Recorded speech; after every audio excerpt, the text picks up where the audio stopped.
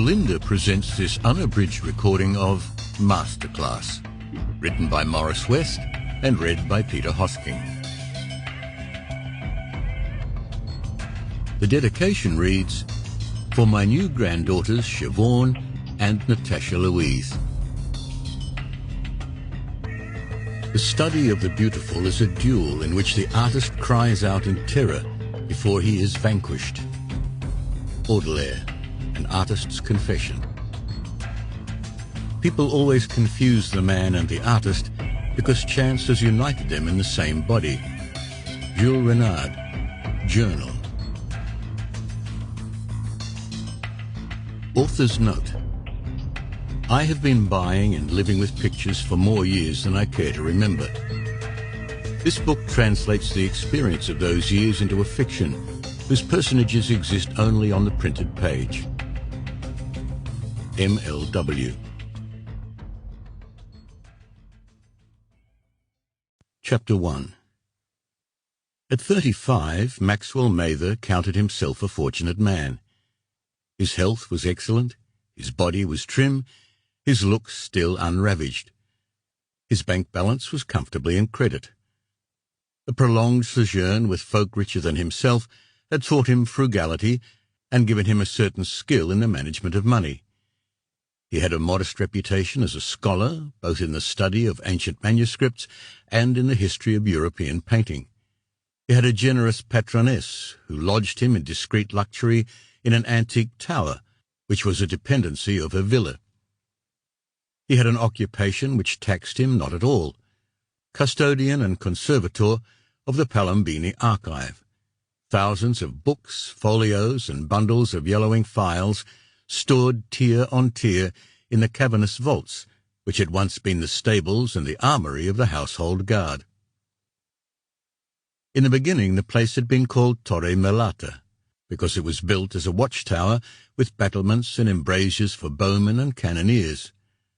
Over the centuries the words had been shortened and softened to Tor Merila, Blackbird Tower.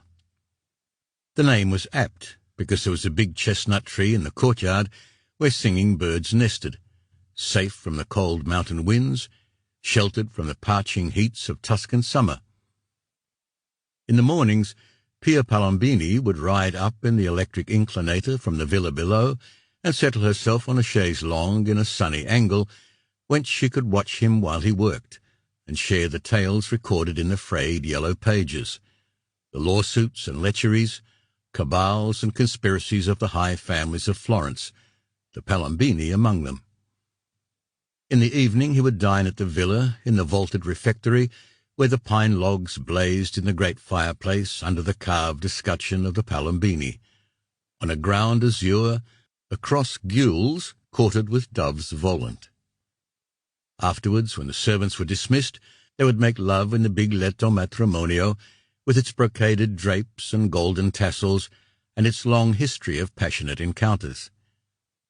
Sometimes, without warning, Pia would tire of the pastoral rhythm of their days and whirl him away to Venice, to Paris, to London or Madrid, to shop extravagantly and entertain lavishly. It was an agreeable existence, which Mather accepted without guilt and without question. He was good-tempered and good-looking, potent in bed, a well-mannered escort, an intelligent talker, an acceptable guest at any party. He fitted perfectly into the historic role of Damigello, the squire, the scholar in residence, who earned his keep and kept his place, and posed no threat to the heirs because Milady might love him but would never marry him. Then one fine spring day, Pia, who had been feeling poorly, went to consult her physician in Florence. He sent her to Milan immediately for extended clinical tests. The verdict was unanimous: motor neuron disease, a wasting and atrophying malady of the nervous system. There was no cure. The prognosis was emphatically negative. All that was in doubt was whether the end would be swift or slow in coming. Either way, the progress of the disease would be inexorable: a wasting of muscles and tissue, a steady failure of the nervous system, an increasing risk that the patient might suffocate or choke to death. When Pia told Mather the news, she asked him bluntly whether he wanted to stay or go. He said he would stay. When she asked him why, he managed the most graceful lie of his life and told her that he loved her. She kissed him, burst into tears, and hurried from the room. That night he had a macabre dream in which he lay shackled to a corpse in the old four-poster bed. When he woke, sweating and terrified, his first impulse was to pack his bags and flee.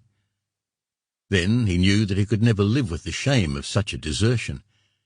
Indolence and self-interest added strength to the conviction. He was living in a hothouse. Why step out into the winter cold? Pia was lavish in her demonstrations of gratitude. It was not too hard to offer her the simple decencies of tenderness and compassion. At mealtimes he sat next to her, instant to help if she had a choking fit, dropped a fork, or became breathless. As the spasms became more frequent and the wasting more apparent, he would bathe and dress her, walk her in her wheelchair, read to her until she dozed off by the fireside. The women of the household, who at first had called him Milady's lapdog, now gossiped his praises. Even Matteo, the majordomo, crusty and ill-tempered, began calling him Professore, and telling his cronies in the wine-shop that this was a man of heart and honour. Pia herself responded with the desperate affection of a woman seeing her beauty ravaged, her passion numbed, her life reduced to borrowed months. She gave Mather expensive gifts, the Tompion watch, which had belonged to her English grandfather, the signet ring of the 16th century with the arms of the Palombini engraved on an emerald, a set of cufflinks and dress studs made by Buccellati. Each gift was accompanied by a note in her once bold hand, which now was becoming shaky and uncertain. To my dearest Max, my scholar in residence, whose home place is my heart, Pia. To Max, through whom I will continue to live and love, Pia. The notes were all dated by feasts, Ferragosto, Easter, Pia's name day, his own birthday. He kept the notes, squirreling them away with other mementos. Of the gifts themselves he protested to Pia. "They're too many and too precious. They put me in a false position. Look, you pay me generously, but I do work. I'm not a kept man. I don't want to be. When I came here, the Palombini archive was a shameful mess. Now it's beginning to look respectable. Given time, I can make it something the family can be proud of. It's one way I can pay back some of the debt I owe you. You're not angry with me, are you?" Angry? How could she be angry? All he had done was provoke her to new expressions of attachment. There were days when she couldn't bear to have him out of her sight. There were nights when she begged him to take her to bed, not for sex, but for simple comfort, like an ailing child. Then, when he held her in his arms, she would become petulant and tearful because he was not stirred as he used to be. At weekends, mercifully, he was free. Pia's family came visiting. Uncles, aunts, cousins, nephews, nieces, in-laws of every degree.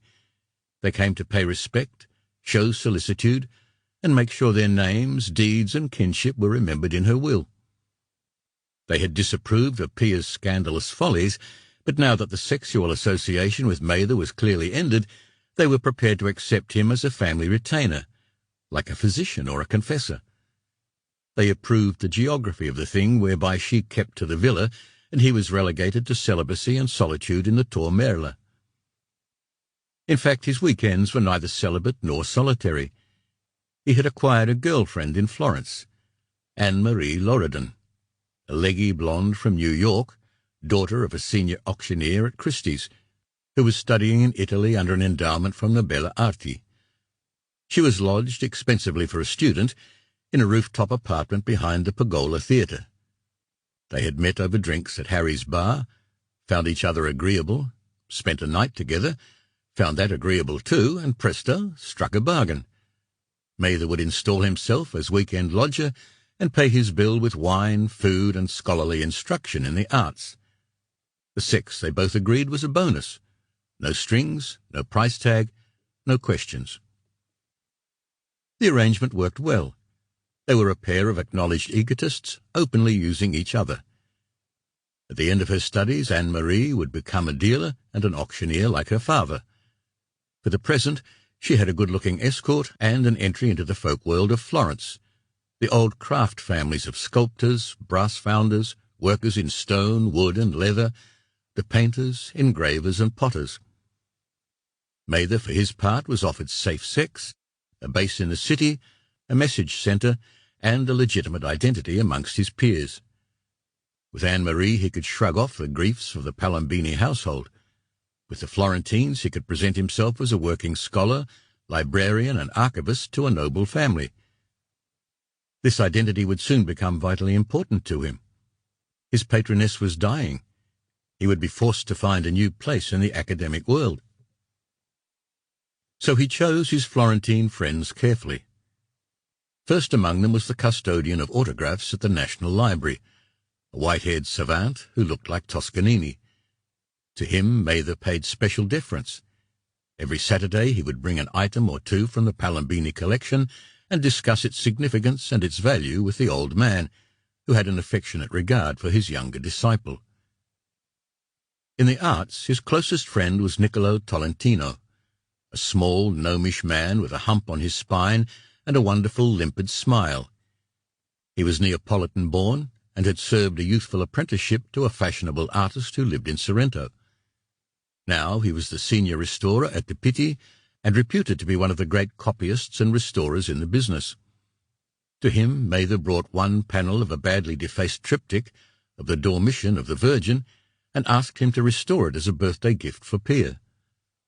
The little man turned in a beautiful imitation of Duccio, all gold leaf and heavenly blue. Mather was delighted and paid him instantly in cash. Tolentino responded by inviting him to dinner and regaling him with hair-raising stories of fakes and forgeries and the shadowy millionaires of Greece and Brazil and Switzerland who commissioned the theft of masterpieces and their illegal export. Meanwhile, with Anne-Marie he paid court to the senior scholars and connoisseurs of the town. They made assiduous rounds of the galleries. Mather let it be known that he was working on a small monograph, Domestic Economics in Florence at the beginning of the 16th century. This would be based on one of the less spectacular items in the Palombini archive, a set of account books kept by the steward of the villa from 1500 to 1510. These recorded sales and purchases of every conceivable item: wine, oil, cloth, cordage, tallow, livestock, furnishings, harness and ornaments for the horses. They were also the volumes which he displayed most frequently to the custodian of autographs, seeking his interpretation of archaic names and unfamiliar abbreviations. The nature of the task he had set himself matched perfectly with the image of the comfortable, well-subsidized scholar, content to paddle quietly down a never-ending stream of historic trifles. His liberty ended at 8 o'clock on Sunday evening. Pia would be waiting for him, tired and fretful after the siege of relatives. He would share supper with her, tea and English-style sandwiches. She would expect a chatty little account of his weekend adventures and encounters, which had to be reasonably accurate because, in her more desperate moments, she was quite capable of checking the details through informants in the city. A family which had carried the gonfalon of the Medici was still a name to conjure with in Florence. She knew that he lodged with Anne-Marie Loredan. She didn't like the idea, but accepted the fiction that Anne-Marie's father was an old friend, and Mather had no sexual interest in the girl, nor she in him. Pia would not believe that he lived a sexless life, so he told her that he took his pleasures in a well-known and exclusive house of appointment, where the sex was clean, but a whole world away from the passionate and selfless love he bore for Pia Palombini. Since there was no rival to shame her, she shrugged this off as a necessary indulgence. Sometimes she made him share the fun by telling her scabrous little stories of bordello life and practice. She would keep him talking until nearly midnight, and then he would carry her to bed, settle her amongst the pillows, and walk wearily to the tower, black and menacing against the night sky. Once inside, there was no need to lie any more. He was alone with what he was, a half-good scholar, a lazy, venal man working out his bond service to a dying lover and wondering how the hell he was going to organize the rest of his life. Meantime, day by painful day, Pia Palombini declined towards death. She was still lucid, but the choking spasms and respiratory blocks were becoming more frequent. She was losing weight rapidly, and when he took her in his arms, she was fragile as a Dresden doll. Mather now insisted that the family arrange for her to be attended by a day and a night nurse, and for her physician to make a daily visit. He hated to see her suffer, hated more to see her humiliated by her illness. He dredged up comfort for her from the most unlikely corners of his nature. When she pleaded with him to end her misery, he was tempted to it more strongly than he would ever have thought possible.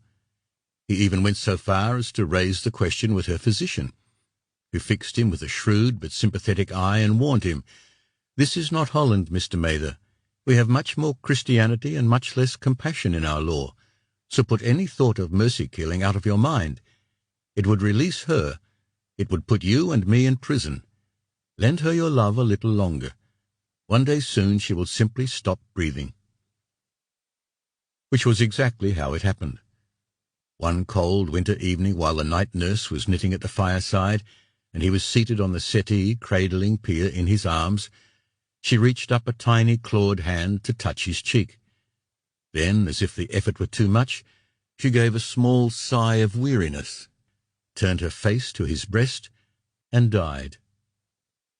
He carried her upstairs, watched the nurse settle her decently in the bed, called the doctor and the family and the parish priest, and then sat by the dying fire, lonelier than he had ever felt in his life. He had escaped her at last, as he had so long wished to do. The real irony was that she had escaped him. She had been the focus of his life for so long that now there was nowhere to look except inwards at the fragmented image of himself. At the funeral he tried to spare the family embarrassment by joining the group of villa staff. But when the coffin had been carried into the vault and the bronze doors were closed and locked, he found himself weeping uncontrollably. Then he felt a protecting arm clasped around his shoulders, and heard old Matteo's voice crooning a litany of comfort. "There now, Professore, you must be happy for her. She has no more pain. She is beautiful again. She wants you to remember her like that."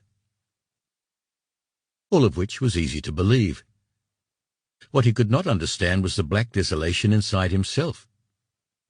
When he had told her months before that he loved her, it was with the conventional reservation that had always attached itself to their relationship. They were in love. They were acknowledged lovers. They were everything else in the dictionary of the act. But love itself was experienced only in agony, in terrible wrenching at the heartstrings. Back at the villa he paid ritual respect to all the members of the family, and then as soon as decency permitted returned to Toormerle, poured himself a large brandy and sat in the courtyard watching the small chill wind stirring the first autumn leaves. There, an hour later, he was visited by Claudio Palombini, the nephew who was the nominated executor of Pia's will. He was a cool-eyed, handsome Florentine who doled out words as carefully as if they were golden florins. He handed Mather a copy of Pia's will, a holographed document in the Italian style. Then he announced gravely, "It seems, Mr. Mather, that you have more need of sympathy than my aunt's family." I feel—" Max Mather pieced out the phrases very slowly. "I feel as though I am locked in the vault and Pia has flown away." Claudio poured himself a brandy and perched on the edge of the rustic table. He offered a formal apology. "I confess, Mr. Mather, that I have come reluctantly to admire you. You made my Aunt Pia very happy. You nursed her with a devotion few husbands would have displayed. We are all most grateful to you." Mather digested the compliment in silence, and then told him coolly, "You owe me no thanks. I loved your aunt. I shall miss her very much. You know that she has made provision for you in her will." "I was not aware of it." "You receive 2 years' salary. You keep the automobile and any personal gifts. You have your choice of a memento from the archive material on which you have been working. The bequest is reasonable, I believe." "It's more than reasonable." Mather's tone was brusque. "I have been generously paid. I expected no other rewards." "It would please me and help me greatly if you would consider staying here to continue your work on the archive." "Thank you, but no. Without Pia, the tower would be intolerably lonely. But if you were prepared to entertain a suggestion—" "Of course." Mather led his visitor into the tower and displayed to him, like a museum guide, the stacks of books and manuscripts and folios ranged about the old vaulted chambers. He said, "Unless you see it with your own eyes, you cannot understand how much work is involved in an archive of this dimension." He picked up a bundle of paper tied with rotting tape, blew the dust off it, and handed it to Palambini. "This, for instance. The first document dates it at 1650. I daren't open the whole package, because most of it will fall apart. There may be valuable things in it. There may not. What it needs is skilled conservation, in the right conditions. What I'm trying to say is that the archive is historically important, but it needs work, constant and expensive work. Even if I stayed, I could not cope with it alone. The classification itself is an enormous task. The conservation is another thing altogether, a job for experts. Why not hand the whole thing over to the National Library? It would be a princely gesture and, at the same time, relieve the family of a heavy financial burden and a big cultural responsibility." Palambini pondered the thought for a few minutes, then nodded a vigorous agreement. "Good, very good. Who knows? There may be some fiscal advantage for the estate as well as a gain to the province." "I can easily establish the fiscal position," said Mather. "The custodian of autographs is a friend of mine." "Would you be willing to stay on long enough to set the arrangements in train? There would be no problem if you wanted to have a friend stay with you. You see, there's another service I need." "Which is?" "A professional catalogue and evaluation of the artworks in the villa. Could you provide that?" "Arrange it, but not provide it. I would advise you to bring in Niccolo Tolentino from the Pitti." "I would accept your recommendation, of course. But these are two most important steps in the settlement of the estate. I would feel very happy if I could entrust them to you." "I'll give you 6 weeks," said Max Mather. "After that I must be gone. I have a whole life to rebuild." "Thank you." "There's a price," Mather added. "Double my present salary and the cost of my transfer back to the United States. The legacy to remain untouched and paid before my departure." "Done." Palambini was suddenly cheerful. "You are a good trader. I like that. I regret we didn't get to know each other sooner." "One of life's ironies," said Mather with a humorless grin. "One has hardly touched hands when it is time to leave the party. You'll be keeping the same staff at the villa?" "For the present, yes. Why do you ask?" "If you don't mind, I'll move into the city and drive out here each day. If I stay here at night, I think I shall go mad." "I know how you feel." Claudio Palambini was suddenly sombre. "It's an old and bloody land. The vines grow out of the mouths of dead men." That same evening, Mather drove into Florence and booked into a small pensione. He didn't call Anne-Marie. Their pact specified that his room be available only at weekends. Midweek there might be other visitors, and he was in no mood for unfamiliar company or embarrassing situations.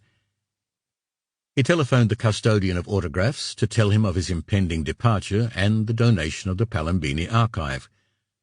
The old man mourned solicitously with his friend for Pia's death, but was clearly delighted at the thought of acquiring the archive for his institution. He promised to discuss the matter with his directorate and examine the tax advantages to the donor. He warned that this process would take time, as did all official acts, but he would do his best to expedite the matter. Mather then telephoned Niccolo Tolentino, who immediately offered to divert him from his troubles with supper at the Galladoro. It was Tolentino's favourite watering hole, a big cellar whose whitewashed walls and vaulted ceiling were covered with drawings by Florentine artists. Over the kitchen door was a great golden image of a strutting cock, from which the place took its name. Niccolo Tolentino, who had painted it, sat always in the place of honour. A corner table, where an elevated chair and a footstool were provided, so that none of commoner breed could look down on the little man who was, in the estimation of his peers, also a great one. When Mather arrived, he was already ensconced with a glass of puntemess, a dish of pistachios, and his sketch-block and pencil set before him. Their encounter was emotional as always. "Eh, Max! Eh, Nicky!" A long embrace, then more exclamatory phrases, which ceased only when Mather's drink was set in front of him. The meal was already decided, the wine decanted, a princely vintage whose maker had endowed the painter with a private cellar. The old man raised his glass in a toast. "To your lady, Max, requiescat." "May she rest peacefully," echoed Mather. They drank deeply. The old man set down his glass and talked gently and casually. "The old ways are still the wise ones. After a death you eat and drink and remember the good things and try to laugh again. Grief profits no one, least of all the departed, who are quit of it forever. You are hurting, eh?" "More than I thought I would, Nicky. Much more." Tolentino gave him a swift, shrewd glance and asked an odd question. "Have you ever been in jail, Max?" "Not yet." Mather laughed in spite of himself. "Why do you ask?" "They say the hardest time of the sentence is the day when they shove you out into the street again. You were tied to your peer for a long time. She is released. You have still to accept your own manumission. You will make a new life with a new woman. Not tomorrow or next week, but soon it will be time to begin looking. Be glad you are not like me, when looking is all you can do. Tell me, this girl you visit in Florence, the one who wants to be a dealer, an auctioneer. Anne-Marie Loredan, what about her?" "That's my question to you, Max. What about her? I know you play house at weekends, you visit the studios and galleries together. Clearly you don't hate each other." "We're good friends. She likes my cooking. She thinks I'm a good tutor." "And what do you think about her, Max?" "I think she has a career on her mind, and I don't figure in the career plan. Now let's change the subject. Are you free to accept private commissions?" "Of course. Like every state employee in Italy, I live by them. What do you have in mind?" "Claudio Palambini wants the pictures in the villa catalogued and valued.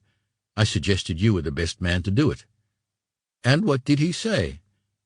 "I should go ahead and arrange it." Niccolo Tolentino gaped at him in total disbelief. Then he burst into high, cackling laughter that turned the head of every diner in the place. He laughed until the tears ran down his face, and Mather feared he might be having a fit. When he recovered, he called for more wine and announced between new gusts of merriment, "That, my friend, that's the funniest joke I've heard in years. You mean Claudio didn't know who I was?" "He didn't seem to." "Oh, little brother Max, I made that collection what it is today. I know every piece of junk that's in it, and the few good pieces that hide in the shadows." "You're not proud of it, surely?" "In a way, I am. Did your Lady Pia never tell you the story of Luca Palambini, the one they called l'ingannatore, the double dealer?" "No, never." "Then let's keep it like proper gentlemen for the pears and the cheese. The food here is too good to spoil with talk." The food lived up to the promise, but the story told by Niccolo Tolentino was by far the best item on the menu. During the fascist time, and right up until the end of the European War, the head of the Palambini clan was a doughty old pirate, whom the locals called Luca l'ingannatore, Luca the swindler. Niccolo Tolentino wagged a cautionary finger. "Don't be put off by the name. He was not only the perfect mirror of his time, he was the perfect archetype of the Florentine merchant prince. Put him in any century, and he would have been the same high man. The Foggers would have lent him money. Cosimo and the magnificent Lorenzo himself would have honored him. The French, the Romans, and the Venetians would have made bargains with him, but always counted their fingers after each handshake. He was ruthless in the pursuit of his ambitions, yet he had a singular charm and always the cool nerve of the gambler. For Luca, the marketplace was the natural habitat of the human animal. Every man and woman, every beast, fruit, and vegetable had a price. Every price was negotiable, and Luca dealt in the past, the present, and the future. Art, which meant saleable art, belonged to the past. Its value was in its rarity, in the fact that it was patinated, proven durable, and listed in the catalogues like the contents of the Uffizi or the Vatican Museum. According to Luca, it was the tourists who made the market in antiquities, the new rich globetrotters, the steel barons and oil kings who were being stuffed with a late and suspect education by Duveen and Berenson and their like. However, unlike natural products, art was a one-time growth. You couldn't seed it. You could, however, imitate and replicate it. So Luca hired a certain talented young Neapolitan. That was me in those far-off days. I was young, clever, and cheap, to copy every major work in the Palombini collection. Then, using the same transports which carried his wines, his fruits, his silks, and leather goods across Europe, he began shipping out some of the original masterworks to safe repositories in Switzerland. He also shipped some of my copies at the same time, calculating, like a good trader, that if the buyer didn't know the difference between a silk purse and a sow's ear, he'd get exactly what he thought he was paying for. Who knew what was going on? Who cared in those palmy fascist days, when the Mediterranean was mare nostrum? Our trains ran on time, Calabrian peasants were colonizing Eritrea, and Hitler had just annexed Austria. Luca knew. Luca cared. Luca had solid holdings in neutral Switzerland, in Portugal and Brazil and Argentina. A Perugino or a Caravaggio was a more bankable commodity in Rio or New York than it was in its homeland. But Luca's villa and the apartments he furnished for his mistresses looked no different, because Niccolo Tolentino, the little hunchback from Naples, was a splendid painter, a genius at reproduction. But, my dear Max, Tolentino interrupted the flow of his story to emphasize a point, I was not and never have been a forger. I never palmed off a copy as the work of a master. When Luca traded off my copies to the Nazis for big money, for protection, I didn't care. I hated the bastards anyway. But he was the dealer, not I. I want you to remember that, because it is a matter of honor with me. I'll remember it, Nicky, Mather reassured him, but I can't wait to hear the rest of the story. The night's too short to give you all of it, Max, but here's how it goes. On the outbreak of war in 1939, Luca shipped his wife and 2 infant sons to Switzerland in the care of his bankers and the directors of his Geneva affiliate. Then he set himself up at the villa with a succession of lively girlfriends. When the war began to go badly, he made accommodations with everyone. The fascists, the Germans, the church, the partisans, the communist underground, Allied agents who popped up all over Tuscany and the Romagna like moles in a lawn. When the Mussolini regime collapsed and the Germans were fighting their long, bloody retreat up the peninsula, Luca Palombini took out an extra insurance policy. In 3 days, with the help of a partisan group, he stripped the villa of its remaining valuables and walled them up in the vaults of the Tormella. The new stonework was covered with stucco. The stucco was soiled and aged with mud.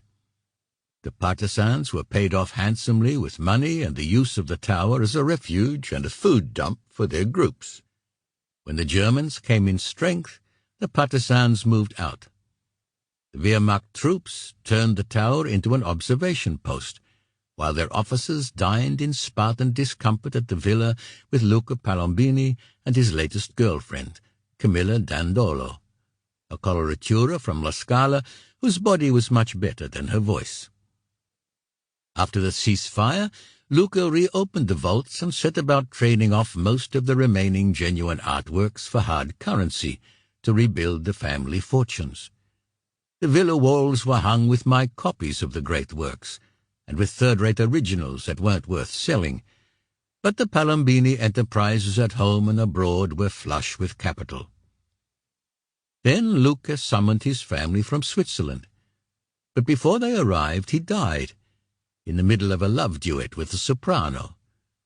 Luca's wife made a big brouhaha, claiming that many important items were missing, though she was vague about what they were. She swore roundly that the bitch from La Scala had robbed her husband before riding him to death. Then, obviously on the advice of kinfolk, she fell silent. Luca, the double dealer, had done well by his heirs. If he'd had to make payoffs along the way, bah! Florence had always been a trader's town. So, stud zita, Madonna. Cut your losses and count your blessings, and keep a still tongue in your head. And that's the end of it, Max. Except it's not the end. Here we sit, all these decades afterwards, and you're inviting me back to appraise the dregs of Luca's collection, and be paid for doing it. C'è una pazzia. It's crazy. A question, Nicky. Ask it, my dear Max. If the collection was as you describe it, a mixture of good and bad, of original and fake, why did Luca take so much trouble to hide it in Turmella? The little man chuckled and spread his hands in a series of eloquent gestures. Already, you see, you have forgotten his name, Luca the swindler, the double dealer. With him, nothing was ever the way it looked. The mere fact of walling the stuff up in the vault created a value for it. It had to be precious. If it was betrayed or discovered, he wasn't losing too much. But if, as happened, it survived and was brought triumphantly to light again, then every item, even my copies, became ipso facto a masterpiece. That's how he financed his family's post-war empire, at home and abroad. So, will you do the job, Nicky? For you and for Palombini's money? Of course I'll do it. Now, if you'll promise to see me safely to bed, we'll have another brandy. Next morning early, Mather returned to Turmella, hungover but purged of his devils. Claudio Palombini was still at the villa. He was happy to know that the archive would probably be taken off his hands, and that tax advantages were possible. He charged Mather to begin the negotiations with the National Library and to supervise Tolentino's valuation of the artworks. He handed over a check for 6 weeks' salary, told Mather that his legacy would be paid within 30 days, and then left for Switzerland. Mather pottered about the archive for an hour, noting what had to be done to set it in passable order for inspection by the Directorate of the National Library. He needed trestle tables and shelving to get the stacks of documents off the floor before they were all eaten by cockroaches and paperworms. He was aware, although he had not mentioned it to Palombini, that the library, short of staff and storage space, might well balk at the unwieldy mass of documents still to be examined. He called up the villa and asked Matteo to have the carpenter start work the following morning.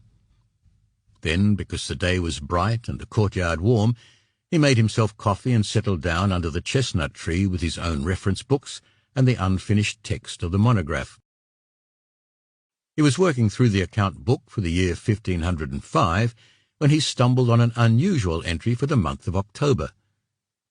On the 8th day of that month it was noted that a sum of 80 florins was paid to Master Raffaello, painter from Urbino, on account of 2 portraits, the one of Donna Delfina Palombini, wife of the Gonfaloniere, Andrea Palombini, the other of their daughter, the maiden Beata. In addition, there was payment of 60 florins for 5 cartoons for a pala, an altarpiece for the chapel of San Gabriele on the confines of the villa.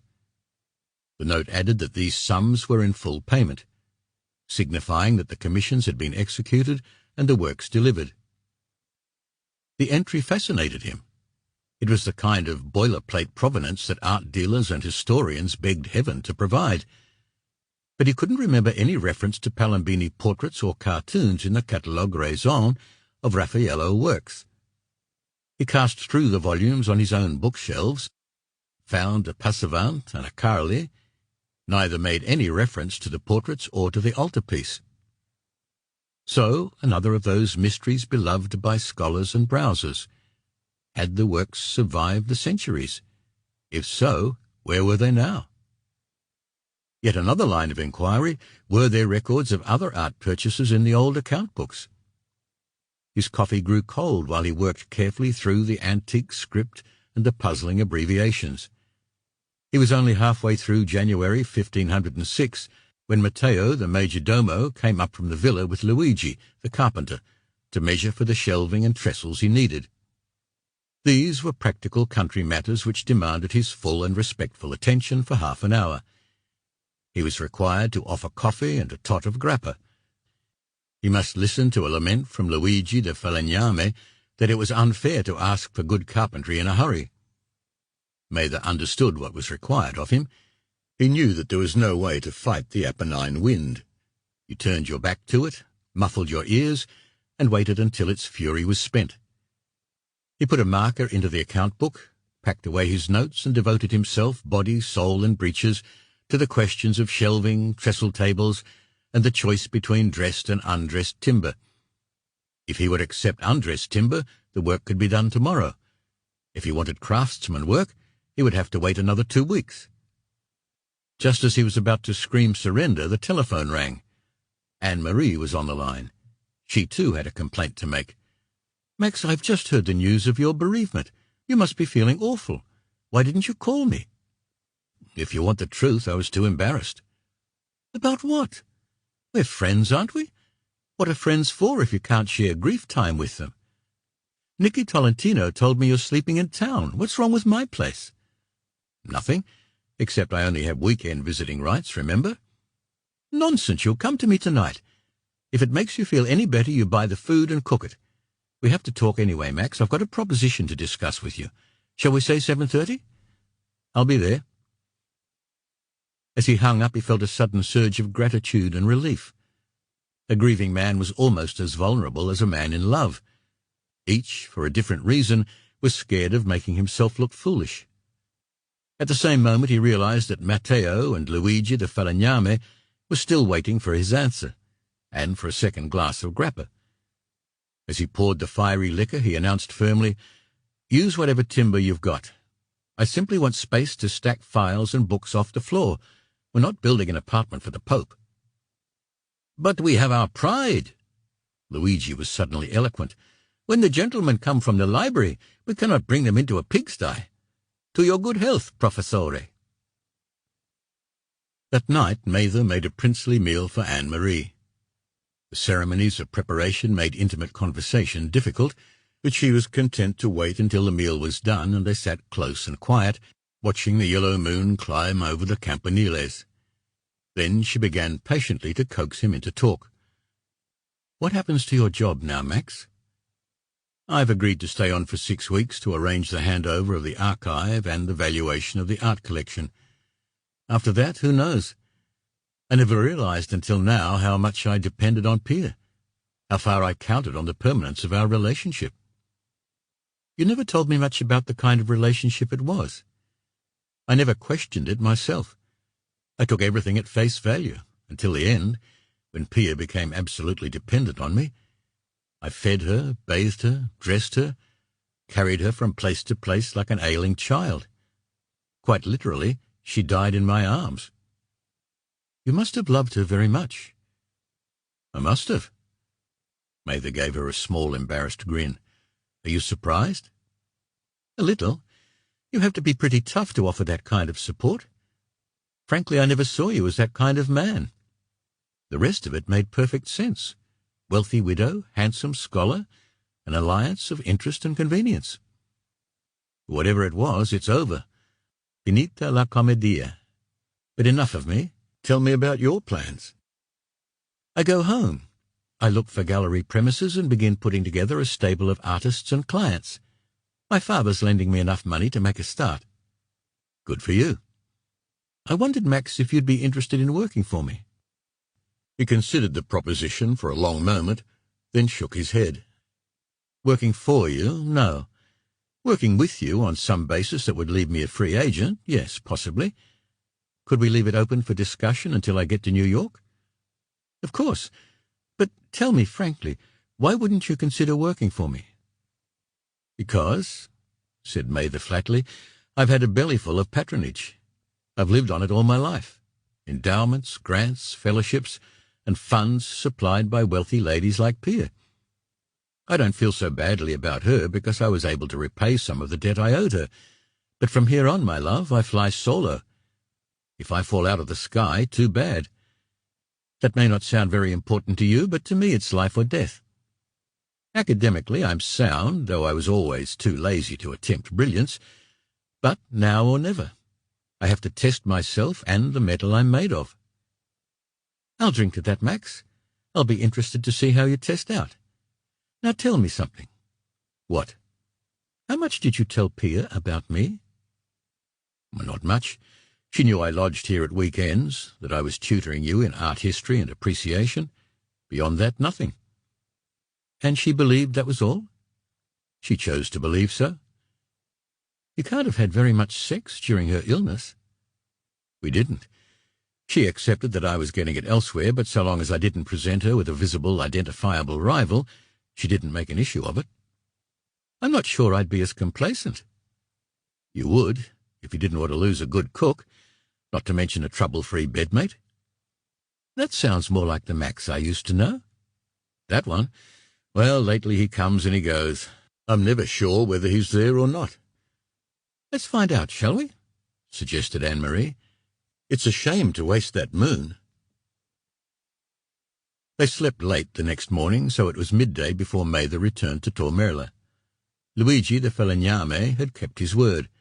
The shelves were finished. The frame of the table was completed. There was a note to say that he was looking for material for the top. He would be back later. His toolbox was lying unlocked on the floor. Mather's first task was to set the files in order on the shelves. It was a hot and dusty job that gave him an attack of hay fever. When it was done, he discovered that the files had been resting not on the stone floor of the chamber, but on a wooden pallet, like those used by carriers for stacking bricks or packages of a standard size. Closer inspection revealed that it was not a pallet, but a slatted box about 3 feet long, 2 feet wide, and 6 inches deep, packed with straw matting. It was idle curiosity more than hope of any discovery that urged him to prise open the slats and unfold the matting. Inside was a large, thick envelope of heavy canvas, sewn with a sail stitch, and sealed airtight and watertight with brown beeswax. His heart seemed to miss a beat, and for a moment he trembled and gasped for breath. Then he closed and locked the entrance door, carefully repacked the straw mats in the box, nailed back the slats, and carried the canvas envelope to his bedroom at the top of the tower. He drew the shutters so that the light inside the chamber was dimmed. Then, using a razor blade, he peeled back the wax along one edge of the envelope and began very carefully to unpick the heavy stitching, which had been done with cobbler's twine. He was the complete professional now, working slowly and rhythmically. Whatever was inside the package was precious. The packer had taken great care to shield it from air and damp. It would be an unmentionable horror to damage it by incautious handling. His exploring fingers first felt 2 rigid objects wrapped in velvet. Then, beneath the velvet, something else wrapped in silk. Carefully he drew out the velvet-covered objects. 2 panels of aged wood. 2 portraits, one of a woman, the other of a child. Head, shoulders, and bust against a background of Tuscan hills and summer sky. They had obviously been cleaned before they were packed, because there was no evidence of retouching. Both subjects wore the square bodice of the period. Painted into the buttons of the one and the embroidery of the other was the signature Raffaello Urbanus Fec. Mather felt suddenly dizzy. He dropped to his knees by the bedside. propped the pictures against a pillow, and knelt for a long time staring at them like a monk in adoration. But he was not praying. His brain was racing like a buzzsaw. The damned things had to be right. They looked right. They felt right. The draftsmanship, the brushstrokes, the palette. His eyes blurred. He closed them and bowed his head down to the counterpane. The dizziness passed. He drew out the rest of the treasure. The cartoons, faded by the centuries but still legible, still vibrant from the master touch. The first was the design for the whole altarpiece, the entry of Christ into Jerusalem riding upon an ass, with the people waving palm fronds like banners and shouting hosannas. The rest were studies of the separate elements, the animals, the figures, the architecture. All the personages save the Christ were depicted in the Florentine costume of the period, and matched to a background of rural Tuscany. The men waving palms were the young Palombini males, courtiers to the Medici. The women were their consorts. Once again everything looked right. The objects matched the description in the old account book. The paper looked and felt right. The draftsmanship seemed characteristic of the young master. They had been packed with great care but stored in a hurry in a wartime emergency, where they had lain buried under a pile of paper for 40 years. The only man who could have been aware of their loss was dead. The only man in the world who knew of their existence was Max Mather, and by legacy from a dead lover he could lay valid claim to own them. Italian law differed from Anglo-Saxon law in one important particular. It laid more emphasis on the form of the document than on its intent, and the form of Pia's bequest to him was very clear. First, it was a holograph document. The testator had written it herself. It was, by the strongest presumption, a total expression of her wishes. Second, the Italian phrasing was specific. La sua propria scelta d'un oggetto ricordo dall'archivio. His own choice of a memento from the archive. The other heirs, provided they knew, would obviously dispute his title. They would claim, not without reason, that a package of old master artworks worth tens of millions of dollars was hardly an oggetto ricordo.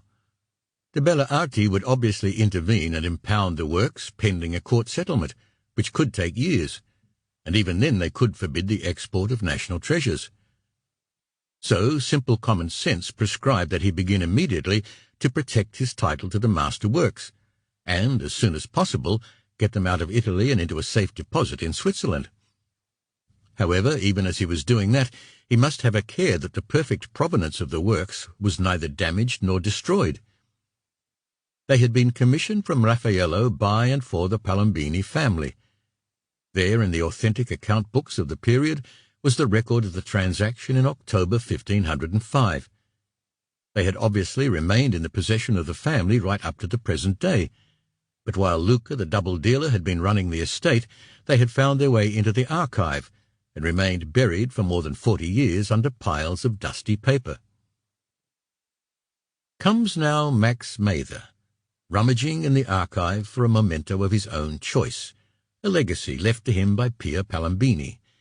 He stumbles upon a curious canvas envelope which is clearly part of the archive.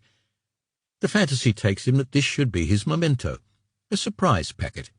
He does not open it immediately, therefore he remains ignorant of its contents. It is only when he is on neutral ground that he discovers the artworks and connects them with the entry in the family account books. Even then he has no certainty that the works are the originals. He is aware that Luca the swindler caused copies of many masterworks to be made, so these pieces must be checked by experts. Until they have been declared authentic, there is no ground for dispute. In all of this, no blame or suspicion attaches to Mather. He has acted with perfect propriety. If at any later stage his title to the works is challenged, it can be only on civil and not on criminal grounds. All in all, it seemed an excellent legal position.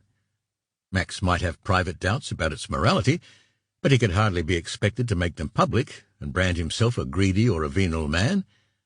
After all, the Palombini played rough-and-tumble games too. They had only one rule: let the other fellow watch out. It was not beyond the bounds of possibility that they would be willing to make a deal to get the pictures back.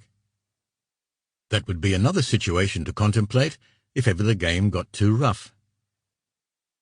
Conscience thus having been momentarily lulled to rest, the next move was to shift the works out of Italy.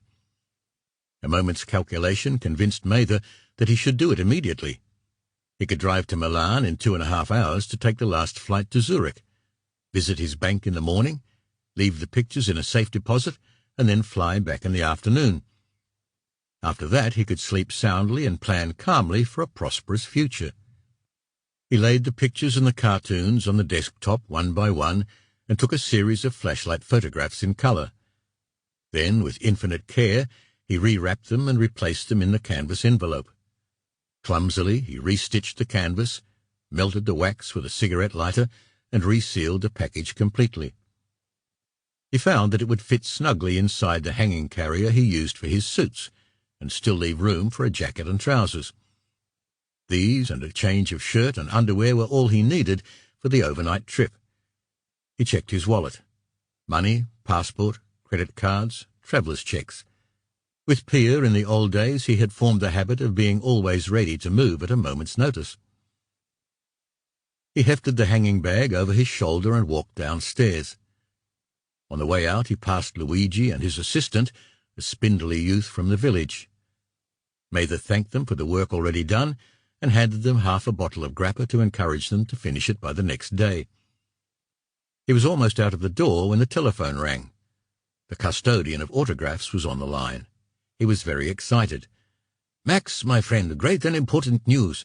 Our director is most interested to acquire the archive. He would like to inspect it with me on Tuesday next at 10 in the morning.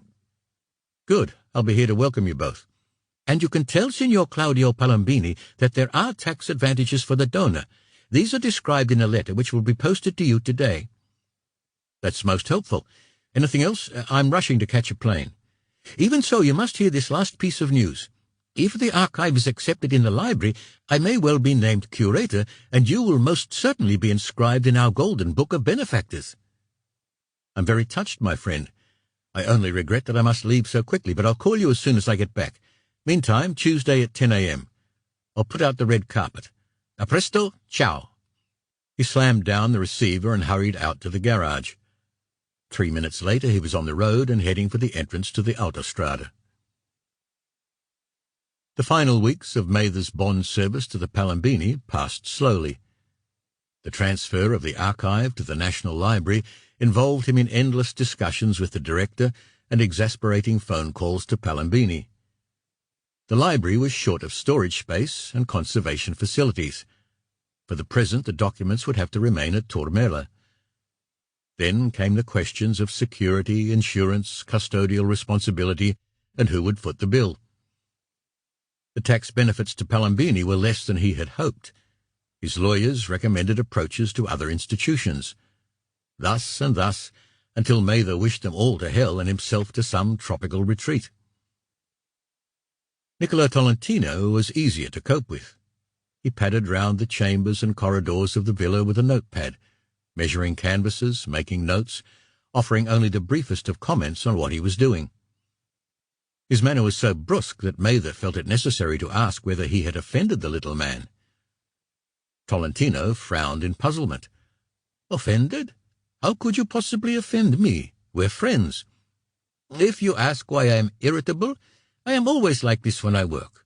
I have to be alone. I cannot distract myself with questions and comments. Later we discuss things." Then it was time for Anne-Marie to leave Florence. Mather staged a big farewell party for her at the Galladoro. All her friends came, scholars, artisans, painters, sculptors, gallery folk, and the crowd did not disperse until 2 in the morning.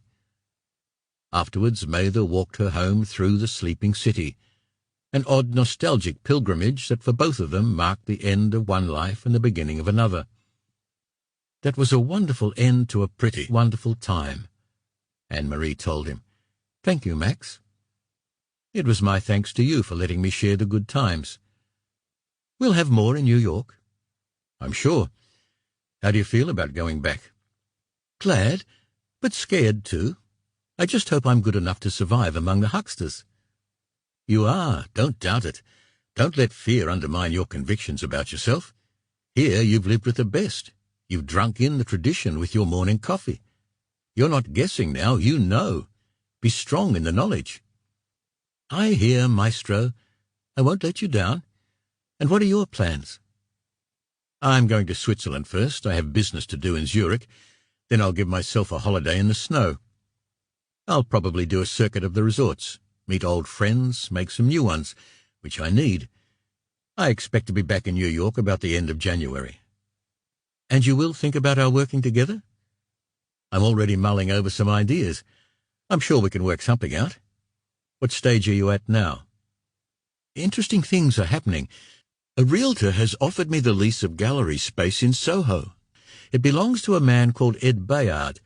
He's a lawyer who acts for the Art Dealers Association of America.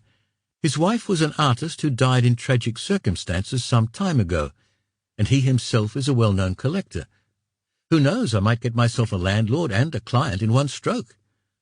"It sounds promising." "It is. But what about you? What do you really want to do, Max?" "Professionally or personally?" "Either. Both. I've told you already, I'm sick of dependence. I must take control of my own life. To do that, I've got to make money, big money if I can. How do I do it? I'm not creative. I'm not like an artist or a writer whose money is in his head. I have to trade on what I've got in terms of knowledge and experience. That's why I'm going to Switzerland, to get some legal and financial advice on where to start." "Will you stay in Europe?" "That's an option I'm considering. I'm a polyglot. I'm comfortable on either side of the duck pond." "Why do you ask?" "Because if you were here and I were in New York, we could really set up some good deals together. Exchange of artists, buying and selling in both directions, import and export of exhibitions. Think about it, Max.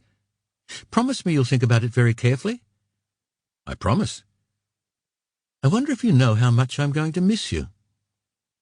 He stopped, tilted up her face to the moon, and kissed her lightly on the lips. "Sure you'll miss me. I'll miss you. But let's be honest, my sweet. The morning won't last long in Manhattan. You'll be knee-deep in eligible males and up to your eyeballs in new ambitions. But you and I will always be friends, because we know how to spell the words, and we've never needed a dictionary to tell us what they meant. That's maybe less than we need to make us the world's greatest lovers, but it's more than a lot of others find in a lifetime. So let's hurry home, before the cold gets to us and we lose the nice warm glow of the party."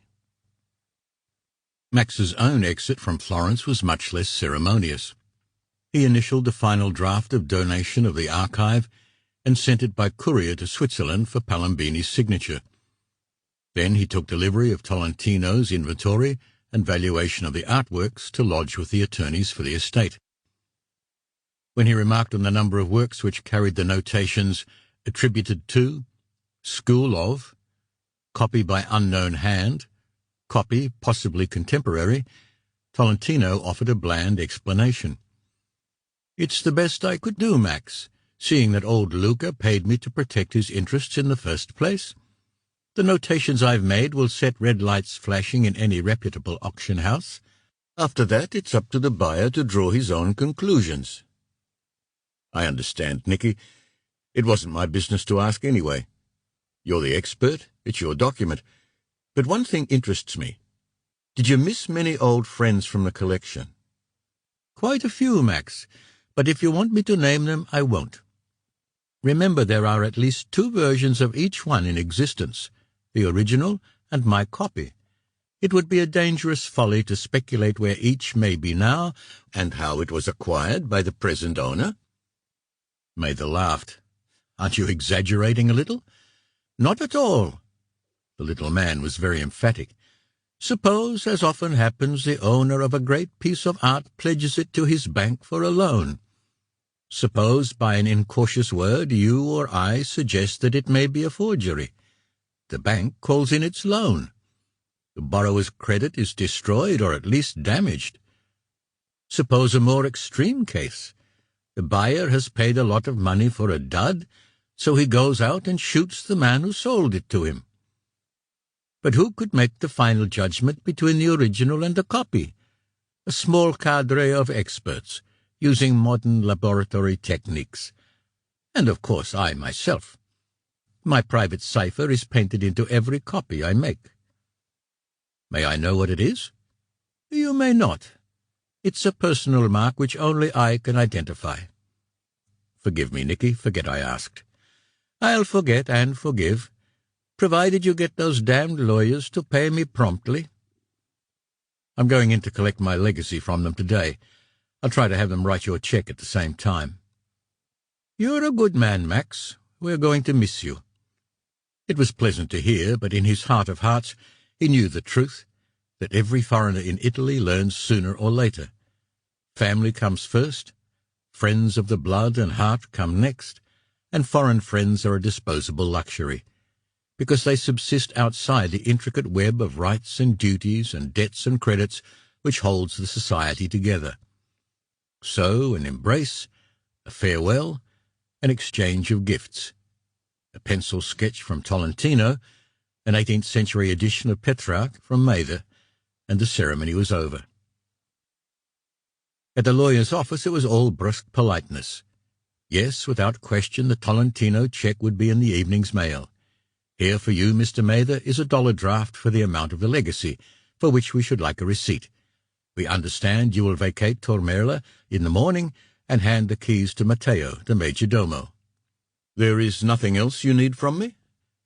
Nothing else, Mr. Mather, except to thank you on behalf of the family for the services you have rendered, and to wish you good fortune for the future. Thank you, gentlemen, and good day. He could hardly believe his good fortune. No one had bothered to ask him to specify whatever memento he had taken from the archive, or to sign a receipt for it. He was halfway back to the villa before he worked out the very Latin logic of the omission. To all intents and purposes, the archive had passed from the family to the state, and it was up to the state to mind its own business. The family was no longer interested. The Palambini had been schooled for centuries to the maxim that whatever didn't earn a florin, man, woman, or olive tree, was not worth a second thought. Which meant that Max Mather was legally in possession of 2 putative Raffaello portraits and a complete set of cartoons, all with an impeccable provenance. The only shadow that hung over the portraits was the possibility that they were copies made by Niccolo Tolentino. As he drove through the gathering dusk towards the dark hump of the Tormerla, Max Mather burst into laughter. Now there was spice to the game, and with luck and careful planning there would be a fortune at the end of it. Chapter 2. On the first anniversary of his wife's death, Edmund Justin Bayard, attorney at law, had an appointment at the Frick Collection on Fifth Avenue. The distance was not great, 10 blocks uptown from his Park Avenue apartment, 2 blocks cross-town on 70th Street. The time span was much greater. 12 months of reclusive existence, a bleak desert of days during which he had functioned like a machine, precise, predictable, in perfect passionless rhythm.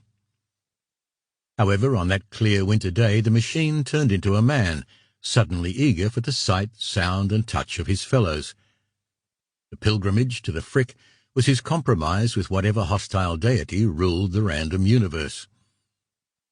A chamber group from the Juilliard was playing Mozart's concerto for clarinet in A major. The small, formal music matched his mood of elegy. Madeleine had loved this place and all its elegant certainties. "It's so settled," she would say in that quiet, emphatic way of hers. "It's a snap-frozen dinner party. You could come back this year or next and pick up at any course on the menu." In point of fact, the whole place was a splendid anachronism, an Italianate villa perched arrogantly on a prime patch of New York real estate, with interiors designed by an Edwardian Englishman, a collection of pictures, sculpture, furniture, and ornaments that reflected not the princely lifestyle of its founder, but the tastes of the great Duveen, art peddler extraordinary. Henry Clay Frick, whose bust graced the entrance hall, had made his fortune from coal and steel in Pittsburgh. He had been shot and stabbed as an enemy of the people, yet survived to become their posthumous benefactor with parks, hospitals, educational endowments, and this collection of masterworks. With a silent salute to the sleek marble image, Bayard walked swiftly through the South Hall and into the living hall, which for Madeleine had always been the heartland of the collection. It was as if she were beside him now.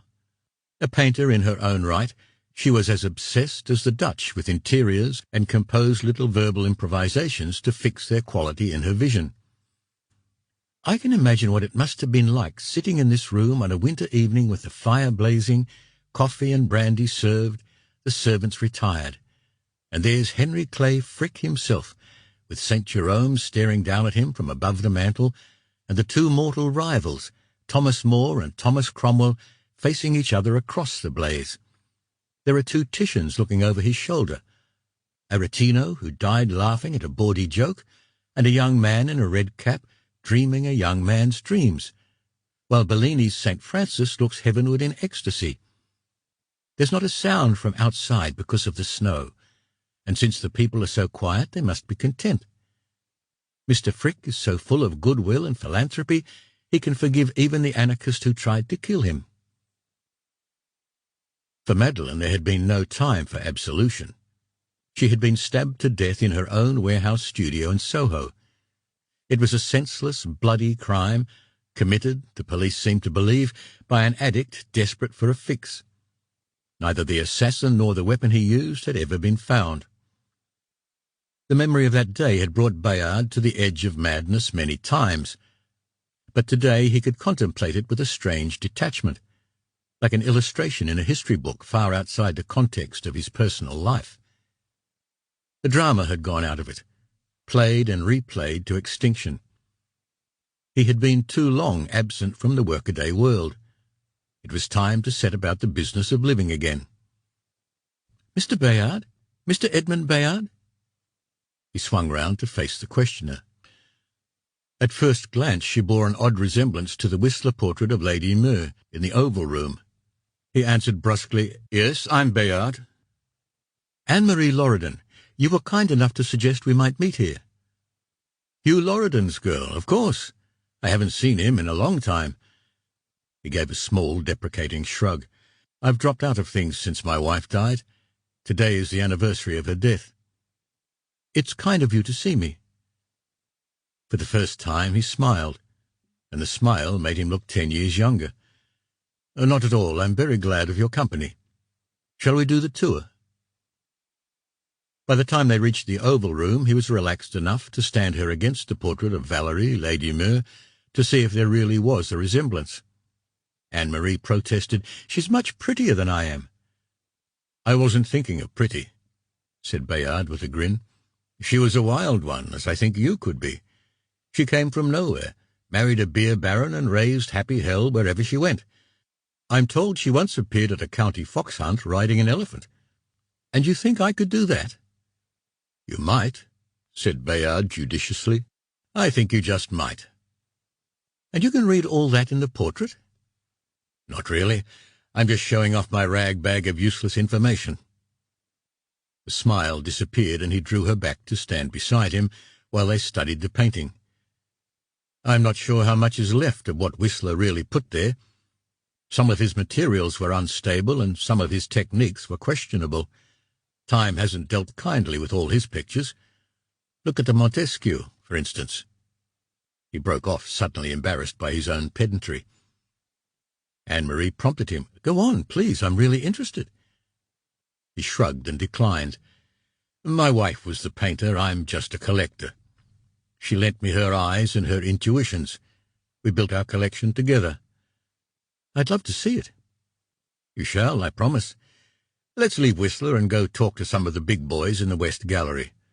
You can tell me as we walk what you need from me." "It's very simple. You own a studio building in Soho." "How do you know that?" "The realtor with whom I'm dealing told me. I'd like to lease the place from you." "For what purpose?" "To set up a gallery of my own." "That's an ambitious project." "I'm ready for it, I think. I've spent all my postgraduate life in the art business. I trained with Sotheby's, I worked at Agnew's and the Marlborough, and took summer courses sponsored by the Belle Arte in Rome and Florence. I'm still a novice, but I figure I'm more qualified than a lot of people with brass nameplates on 57th Street. Wouldn't you agree? I don't have enough information to offer an opinion. His tone was dry and detached. When she looked up in some surprise, she caught a glimpse of the other Edmund Bayard, the cool-eyed attorney, third on the partners' list of a prestigious mercantile practice, whose opinions commanded high fees and deep respect. Anne-Marie challenged him. "You're hedging, Counsellor. Why shouldn't I make a good dealer?" "No reason at all. I was just pointing out that an education in the fine arts is only the first step, just as a law degree is only a beginning in my profession. There's a fiduciary element in both, you see. You're the matchmaker between buyer and seller. Both have to trust you. Let the buyer beware is a bad motto in the art business. There have been too many fakes, too many phony attributions, and too many hucksters peddling sow's ears as silk purses. They've inflated the prices and debased the currency." "That's quite a speech, Mr. Bayard. Do you care so much?"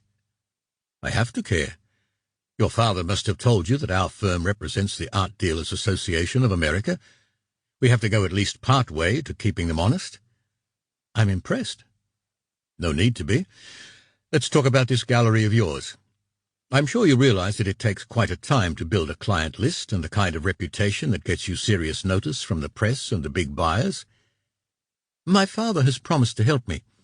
He's putting up some cash to secure a lease on gallery premises." He gave her a swift sidelong glance. "Has your father looked at the premises?" "No, this is my business. He won't meddle in it. Money will be tight, but what the hell? I'll be doing what I want and having fun."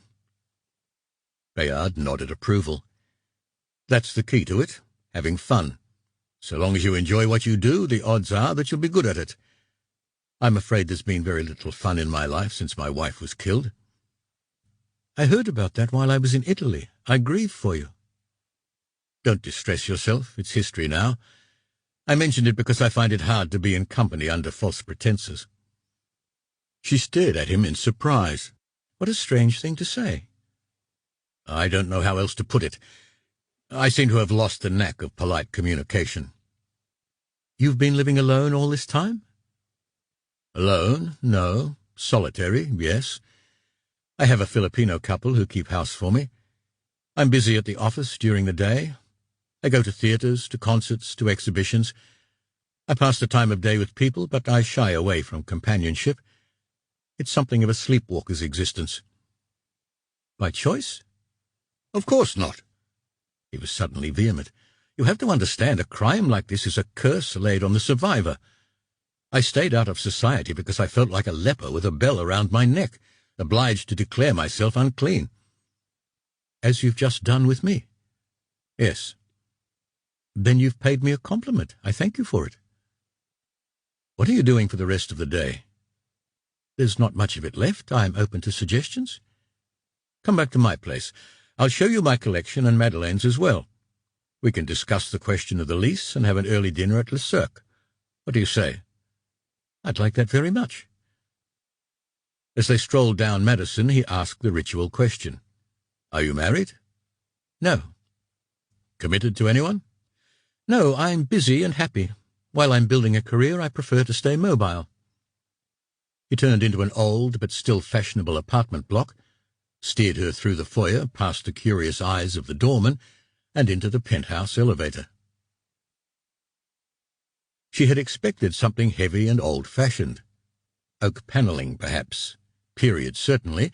A middle-aged clutter of expensive possessions. A bachelor fussiness.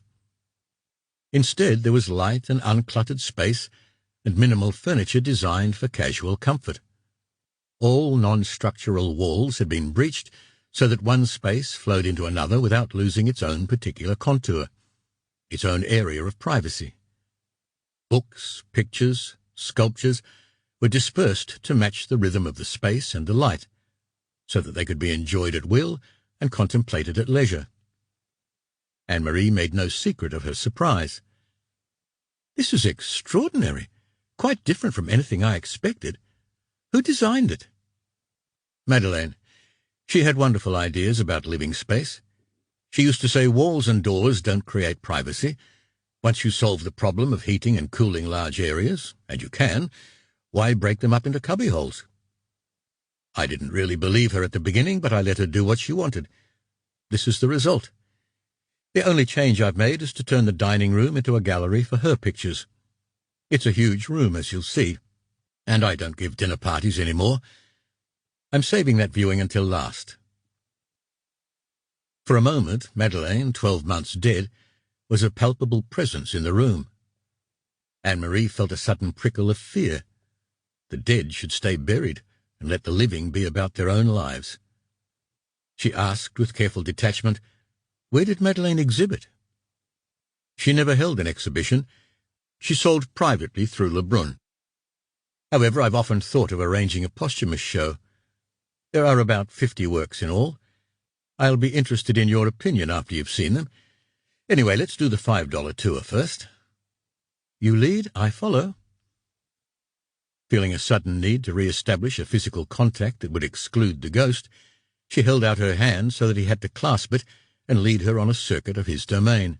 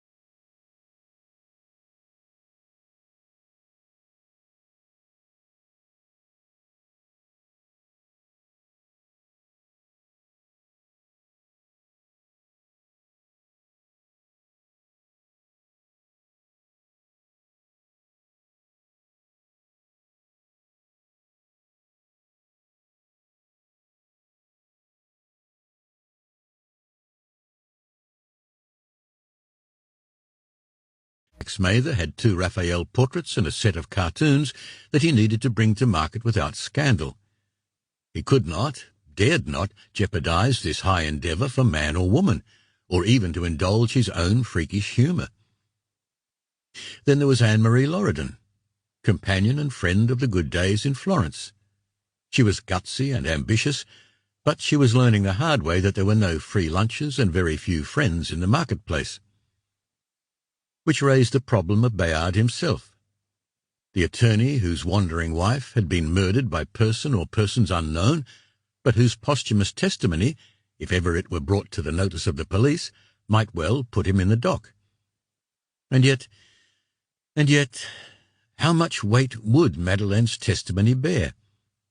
How would a jury judge between the madness imputed to her husband and the madness confessed by the wife? But there was another question simpler and more immediate. What would Bayard do if he knew that Max Mather was the present holder of his wife's papers?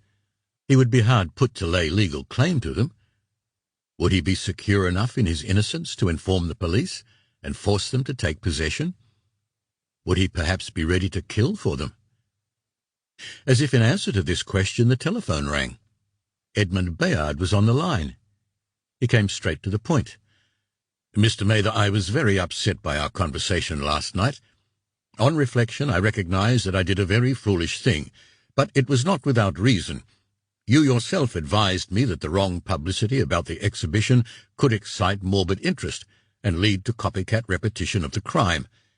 I wanted to protect Miss Loredan, not to intrude upon her, but I went the wrong way about it. My only excuse is that I still live in the shadow of my wife's tragic end. I am writing to express my regrets to Miss Loredan, and I am telephoning to express my thanks for your stout defense of her interests, also my own personal respect for your prompt action." "That's very civil of you, Mr. Bayard. I appreciate it. I'm happy to forget the incident." "Unfortunately, it will not be easy for me to forget. Miss Loredan has written me a very strong note of protest. I understand her feelings. I accept them. However, I do feel it's sad, and I am calling to ask your help in restoring our previous friendly relationship. I'd like to offer you some serious counsel." "Please." Bayard was eagerness itself. "Anything at all." "Do exactly as Anne-Marie asks. Leave matters be for a while. Put a little space between you. Let her go about the task of setting up the exhibition. It's a big job, as you know. She'll appreciate some quiet, unemotional cooperation. I know this girl, believe me. The reason we've remained good friends is because I've learnt never to push her. I let her walk her own road up to a decision." "Then I shall take your advice, Mr. Mather, and trust that a change may not be too long in coming. Thank you very much. One other matter." "Yes?" "Anne-Marie has great trust in your judgment." "Not really, Mr. Bayard. She's sure of only one thing about me." "Oh, and what is that?" "That I'm not about to ask her for anything." "But you did ask her for a job." "Correction, she asked me. Before ever we left Florence, she asked me whether I'd like to play Berenson to her Duveen. I declined. The position is that I represent her in Europe, but maintain my own autonomy." "I commend your wisdom, Mr. Mather. I hope we may one day become friends. Thank you for your patience." "You're welcome, Mr. Bayard." 5 minutes later he was on his way downtown to keep his appointment with Leonie Danziger. He found her tousle-haired and distracted with a pile of copy in front of her. She plunged straight into work. "Here, this is my commentary and your text hooked together. Sit down over there and read it carefully. Make your notes in the margin. Then I'll give you a real surprise packet." She pushed him into a chair and set him reading and proofing the text. He had to pick his way through a forest of printers' marks and editorial symbols, but it was worth the effort. The document she had produced, selections from his primary text with her own annotations, was fast-moving, clear, and authoritative, a world away from his first half-baked version. He pushed the pile of sheets back across the table. "You've done me proud, thank you." "I'm glad you like it. Now take a look at what our lord and master, the great Harmon Seldes, has done. You've got to hand it to him. When he's good, he's very, very good. Look at the photographic layout. That's what I meant when I said he would exploit this story in ways you've never dreamed of. Read it carefully." First, there was an editorial signed by Seldes. It announced eloquently, "In this issue we are proud to publish extracts from a notable research work by Mr. Max Mather, a young American scholar who has been working in comparative obscurity as archivist to a noble Florentine family. The work deals with the domestic economy of the Tuscan region at the beginning of the 16th century. Compiled from contemporary records, account books of the estate's steward, family correspondence, and commercial documents, it is authentic, informative, and entertaining. Miss Leonie Danziger's brilliant editing and illuminating commentary have reduced the original text to manageable size for readers of our magazine without any loss of continuity. However, we are indebted to Mr. Mather for more than the text. In the account books of the period, he found reference to a commission given by the Palombini family to the great Raphael for 2 portraits and a set of cartoons for an altarpiece. These entries are printed in facsimile in the text. That they are genuine is beyond question. Mr. Mather has the modesty of a sound scholar. He is well versed, though by no means an expert, in Renaissance painting. His real discipline is paleography. Very wisely, therefore, he decided that the investigation of the fate of the missing Raphaels should be placed in more competent hands. So he came to us at Belvedere to seek advice and direction as to how to proceed. Modest man that he is, he waived all claims to credit or reward, but promised his full cooperation as a scholar in the work of tracking down and identifying the missing pictures, if indeed they have survived the ravages of 450-odd years. We are happy now to welcome Mr. Mather as a consulting editor to Belvedere, and to commend this, his first published work, to our readers. Amon Seldes. As he laid down the first sheet, Danny Danziger asked him, "Well, how does that grab you, Mr. Mather?" Mather shrugged and laughed. "He's a patronizing son of a bitch, but he gives me a useful reference. I'm young, which is nice to know. I'm a sound scholar. I'm modest, which means I know how to suck up to my elders and betters. What more can I want? What he's grabbing for? A lot of kudos and a lot of money if those works ever come to light. Never happens, sweetheart. The trail's been cold for more than 4 centuries. He's chasing fool's gold." "You think so? Read on a bit further."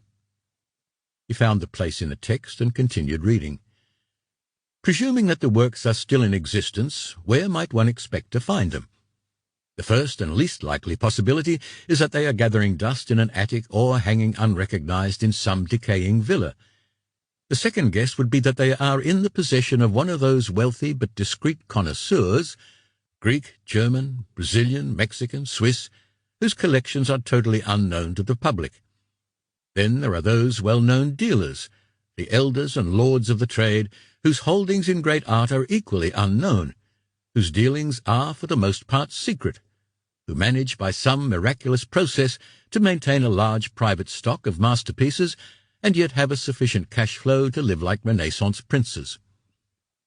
"He's covering all bases, isn't he?" Mather was thoughtful. "He's sticking to the assumption that the works are still in existence." "He's doing a lot more than that.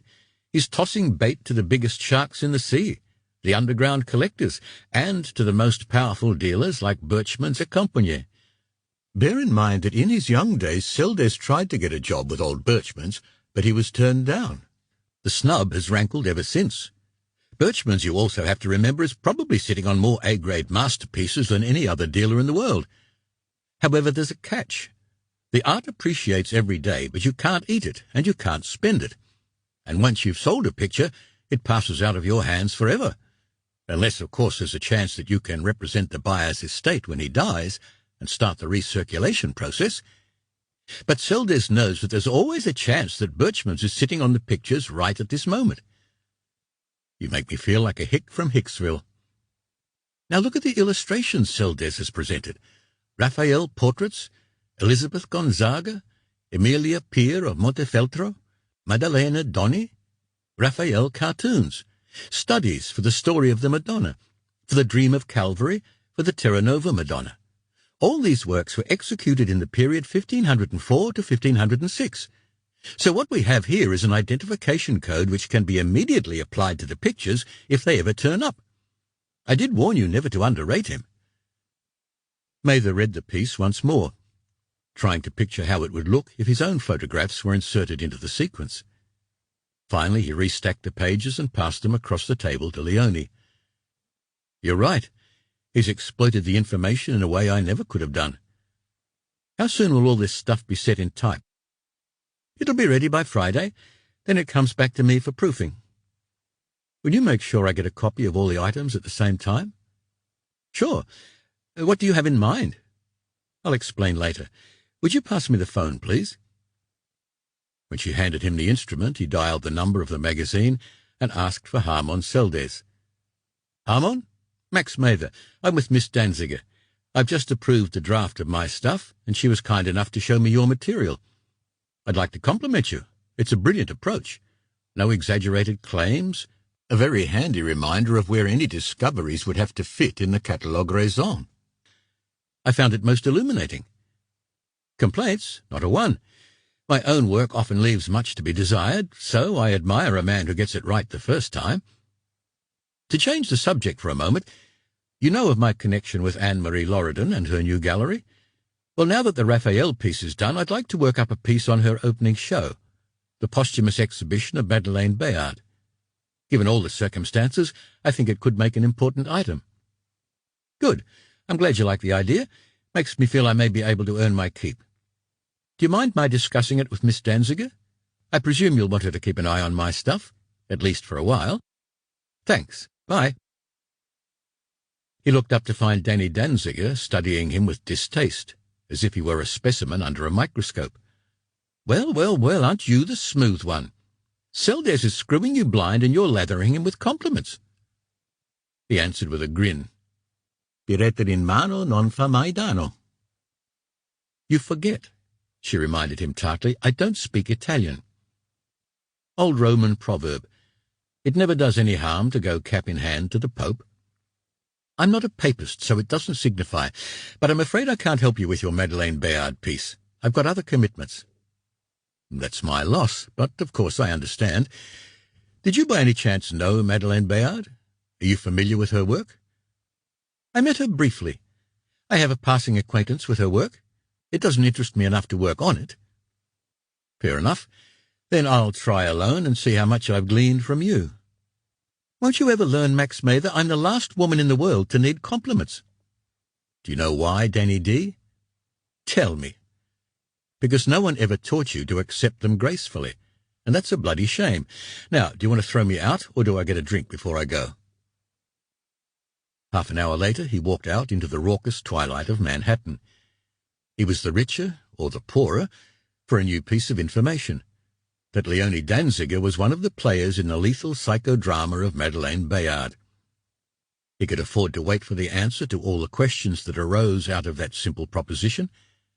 For the present, he was glad of the clatter, the mess, and the jostle of homing New Yorkers.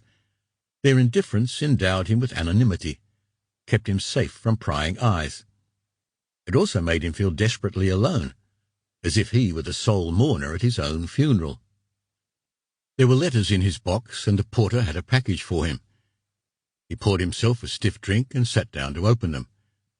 First, a note from the architect accepting his deposit and agreeing to supervise the construction of his studio apartment. Next, a brief letter from Claudio Palambini, to thank you for the courtesy of your communication and to tell you with great regret that I can add nothing to the facts you have already on the Raffaello works. It is clear that they were commissioned and delivered to my ancestors, but I cannot enlighten you as to their later history. A great pity, because at this moment I could use the money they would undoubtedly bring in the market. However, as your own experience will confirm, we Palambini have always been Philistines, trading in material things, wine, oil, hides, and manufactured goods. We have sometimes been buyers of paintings, but only spasmodically patrons of the arts.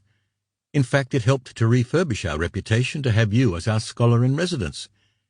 Be sure we shall welcome you back whenever you choose to come. Affectionate salutations, Claudio. The package was a surprise. It contained a small pencil drawing of a building under construction, which was signed and dated Boccioni, Milano, 1910. With the drawing was a card.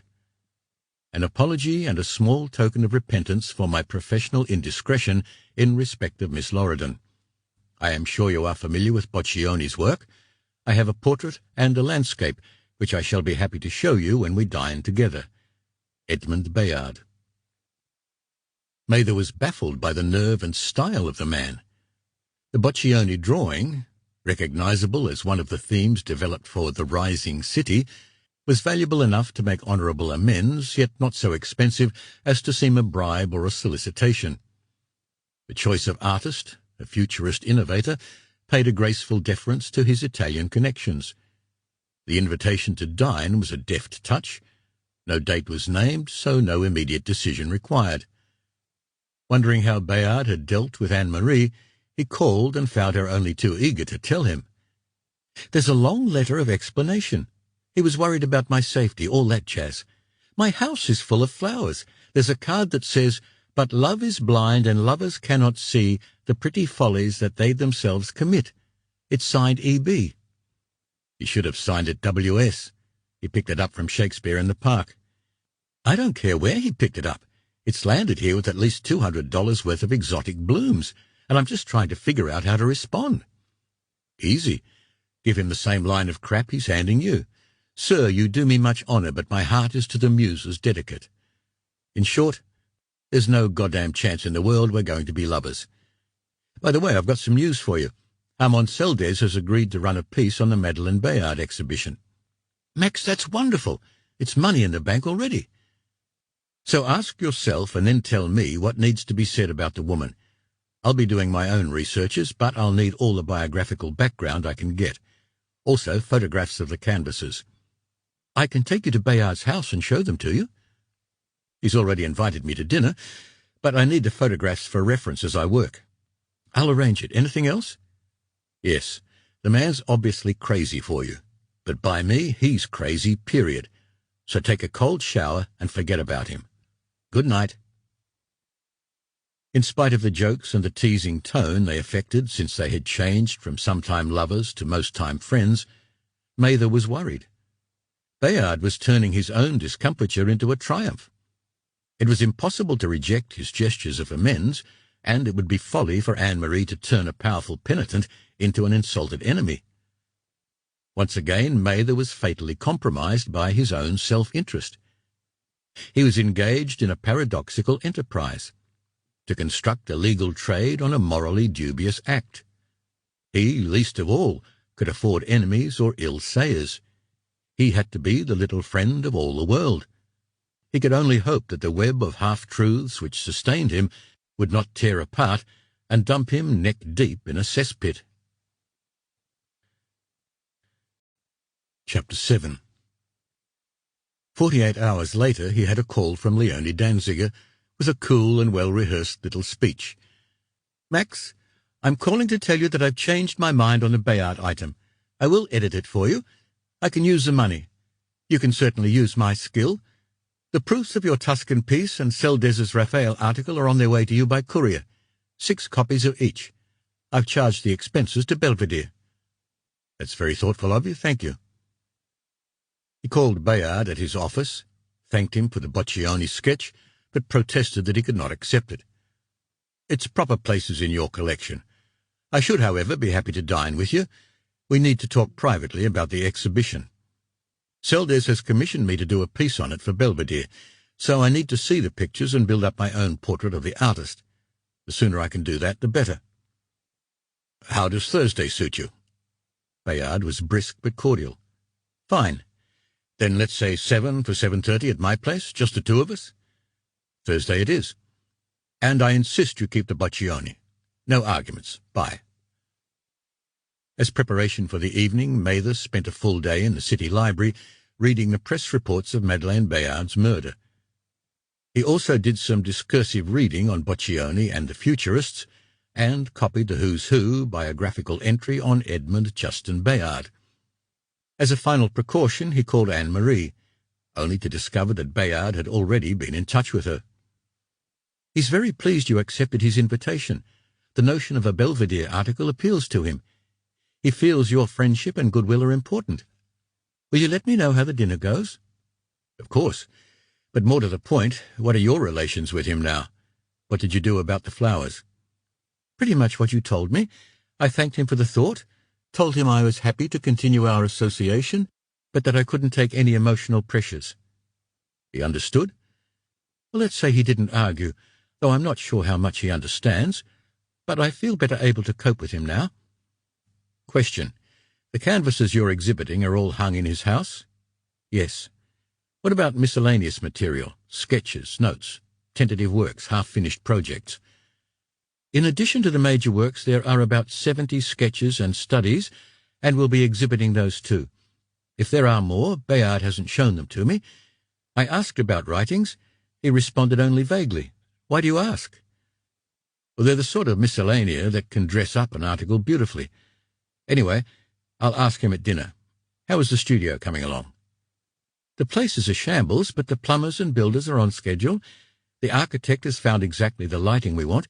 Oh, and they're already well advanced with your living area. We should go down together and take a look.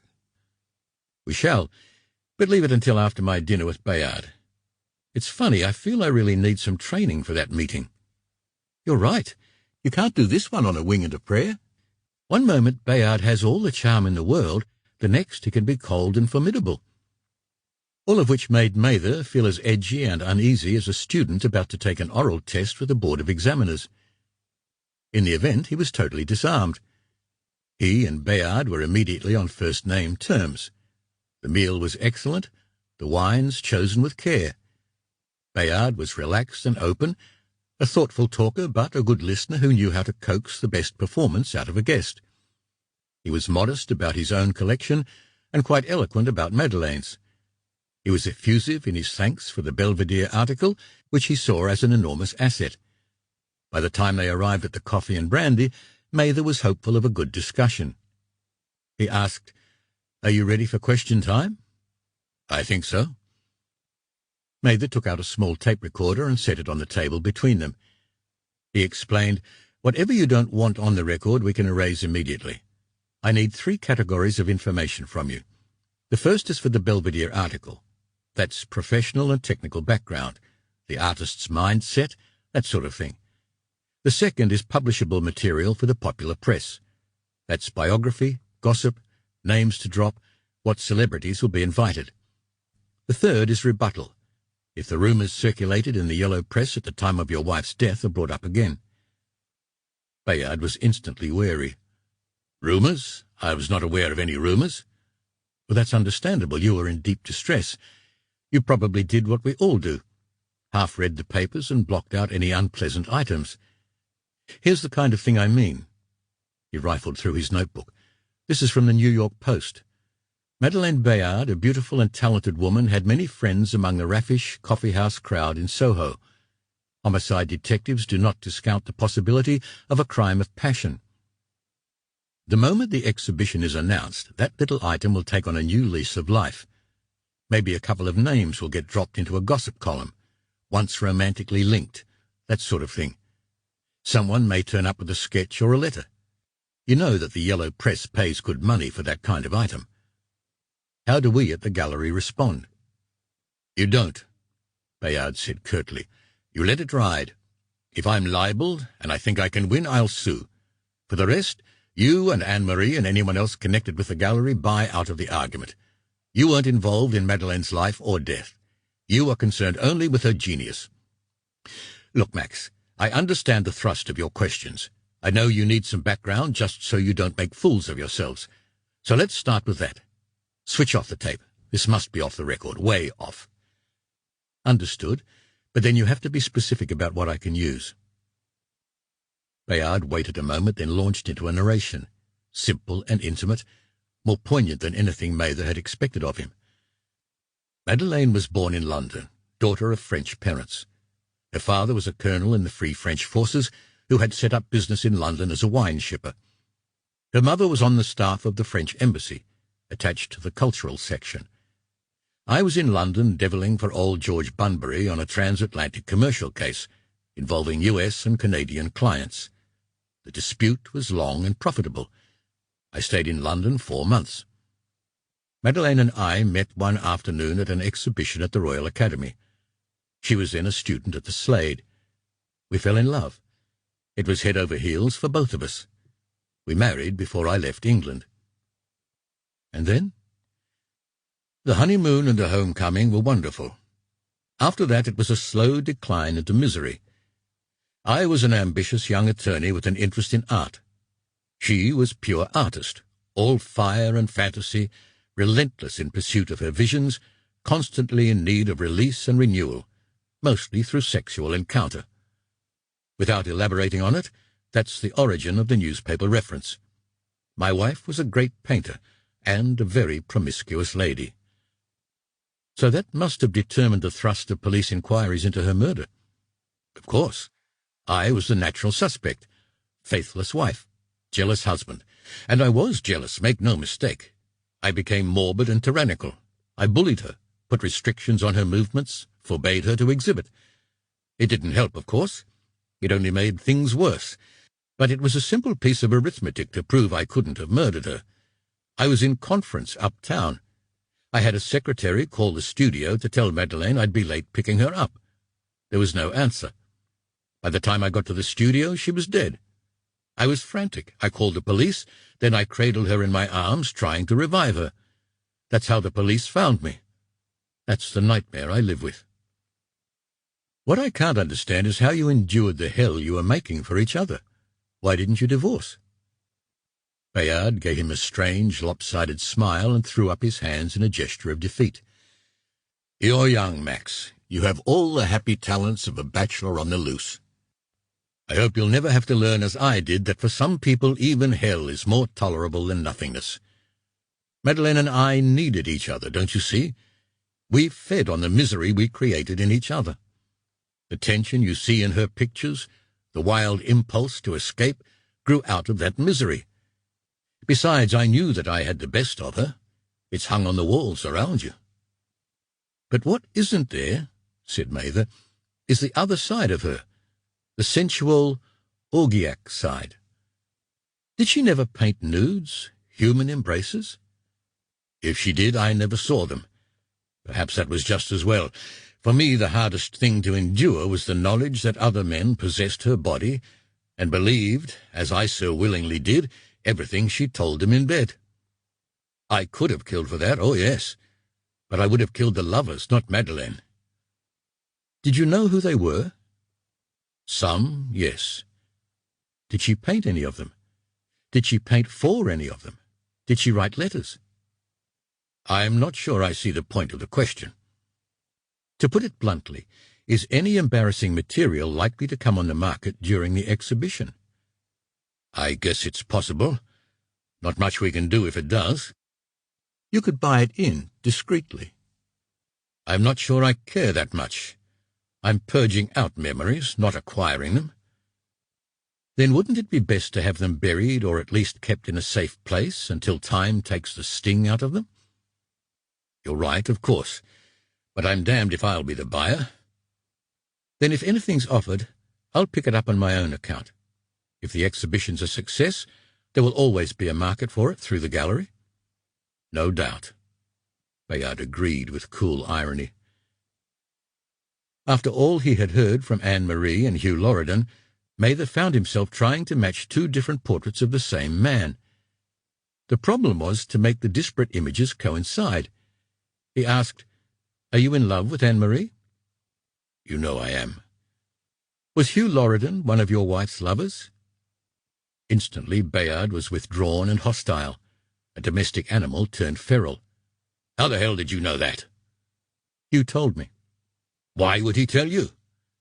"He knows Anne-Marie and I are good friends. He's asked me to keep an eye on her. He says he's afraid you'll use her to revenge yourself on him." "God Almighty!" The words came out in a cry of anguish. Bayard crumpled, as if he had been struck in the belly. Burying his face in his hands, he swayed from side to side, moaning unintelligibly. When finally he straightened up, his face was a ravaged mask of grief. His voice was unsteady. "Does Anne-Marie know this?" "Yes." "No wonder she withdraws from me. No wonder she's afraid." "That's not the only reason," Mather told him brusquely. You've got a lot of bad habits left from your marriage. You're prickly, you bully people, you're suspicious, and to cap it all, you set a goddamn spy on Anne-Marie. And don't tell me it was to protect her. It was to make sure she wasn't another Madeleine." Bayard nodded, but did not speak. Mather pressed the point home. "So she's angry. She wants you out of her space. You can't blame Hugh Lorridan for that." "Would you believe," said Bayard slowly, "that I don't blame him for anything? I don't blame any of Madeleine's lovers for taking what she offered. After all, I forfeited most of my self-respect to hang on to her." "Was Madeleine killed by one of her lovers?" "Possibly, yes. Probably not." "Why do you say that?" "She never made any pretense of exclusivity. So who needed to kill for what Madeleine handed around like a jar of cookies? At one time I thought that if I refused to talk to every man who'd put the horns on me, I'd have ended up living like a hermit. For a while, that's what I did. It's only since I've met Anne-Marie that I've begun to live a halfway normal life." "Are the police still active on the case?" "Active? That's a very relative word. Every few months they pop around with a couple of new questions and a rehash of the old ones. That probably won't stop until after the exhibition." "Have they explored the possibility that someone hired an assassin?" For the first time Bayard smiled, a crooked, mocking grin of dismissal. "My dear Max, when they realized I hadn't killed her, couldn't have killed her, in fact, they began to construct all sorts of fantasies. One of them was that I had hired a professional to do the job. The only problem with that scenario is that professional killers don't turn a one-shot job into a slaughterhouse. And I could have arranged a dozen pretexts to keep me out of town on execution day. But hell, what's the point of rehashing the whole bloody affair? Try to understand something, Max, because I'm never going to say it again. Try to explain it to Anne-Marie, if she'll listen. I'm staging this exhibition as a tribute to the best of Madeleine, the part I loved, the woman who kept me captive all these years. After that, she's gone, out of my life. I don't want vengeance on her killer. I don't want to hate her lovers. I just want to forget her and start living like a whole man again. With Anne-Marie, if she'll have me. Without her, if she won't." "Then take some advice from a footloose bachelor. Start living without her first. Then she won't feel she's being conned into a one-sided contract." "The voice of experience." There was a new respect in Bayard's tone. "It works both ways," said Mather with feeling. "Women hate a man who's looking for a mother. Men hate the woman who wants a son for a lover. One more question." "I hope it's easier than the others. It's money in your pocket. You charge me for legal counsel." "How would I go about forming a buying syndicate for works of art?" "Based where?" "Based in Europe, but operating anywhere in the world." "Point of the exercise?" "I shall be representing Anne-Marie's gallery, but she's one dealer with her own special policy. Why shouldn't I service 5, 10, 20? Why shouldn't I deal on my own account?" "No reason, provided your judgment's sound and your credit's good, which on your showing to date they seem to be. If you want, I could set up a syndicate almost overnight." He broke off to pour 2 more large slugs of brandy. As he warmed the snifter in his palm, he asked, "Would you answer a couple of questions for me, Max? Tit for tat, as it were." "Sure, go ahead." "What's your precise relationship with Anne-Marie?" "Ex-lover, good friend, surrogate brother, business associate. We're comfortable and free. Next question." "Are you a kept man?" "No, I've accepted patronage from women. Never keep. I've lived on my own resources and helped them to enjoy theirs." "It's a fine distinction." "As a lawyer, I'm sure you'll understand it." "And what's your ambition?" "To become very rich as soon as possible." "And you think you can do that?" "I'm sure of it."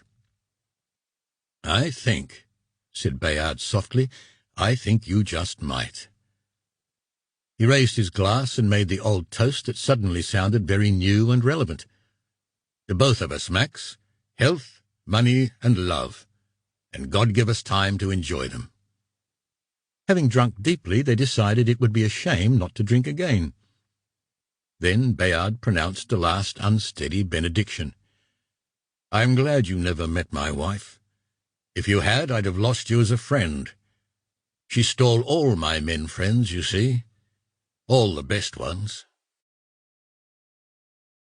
At 9 in the morning, 3 in the afternoon Paris time, Armand Seldes received the telephone call from Henri Charles Birchmans the elder.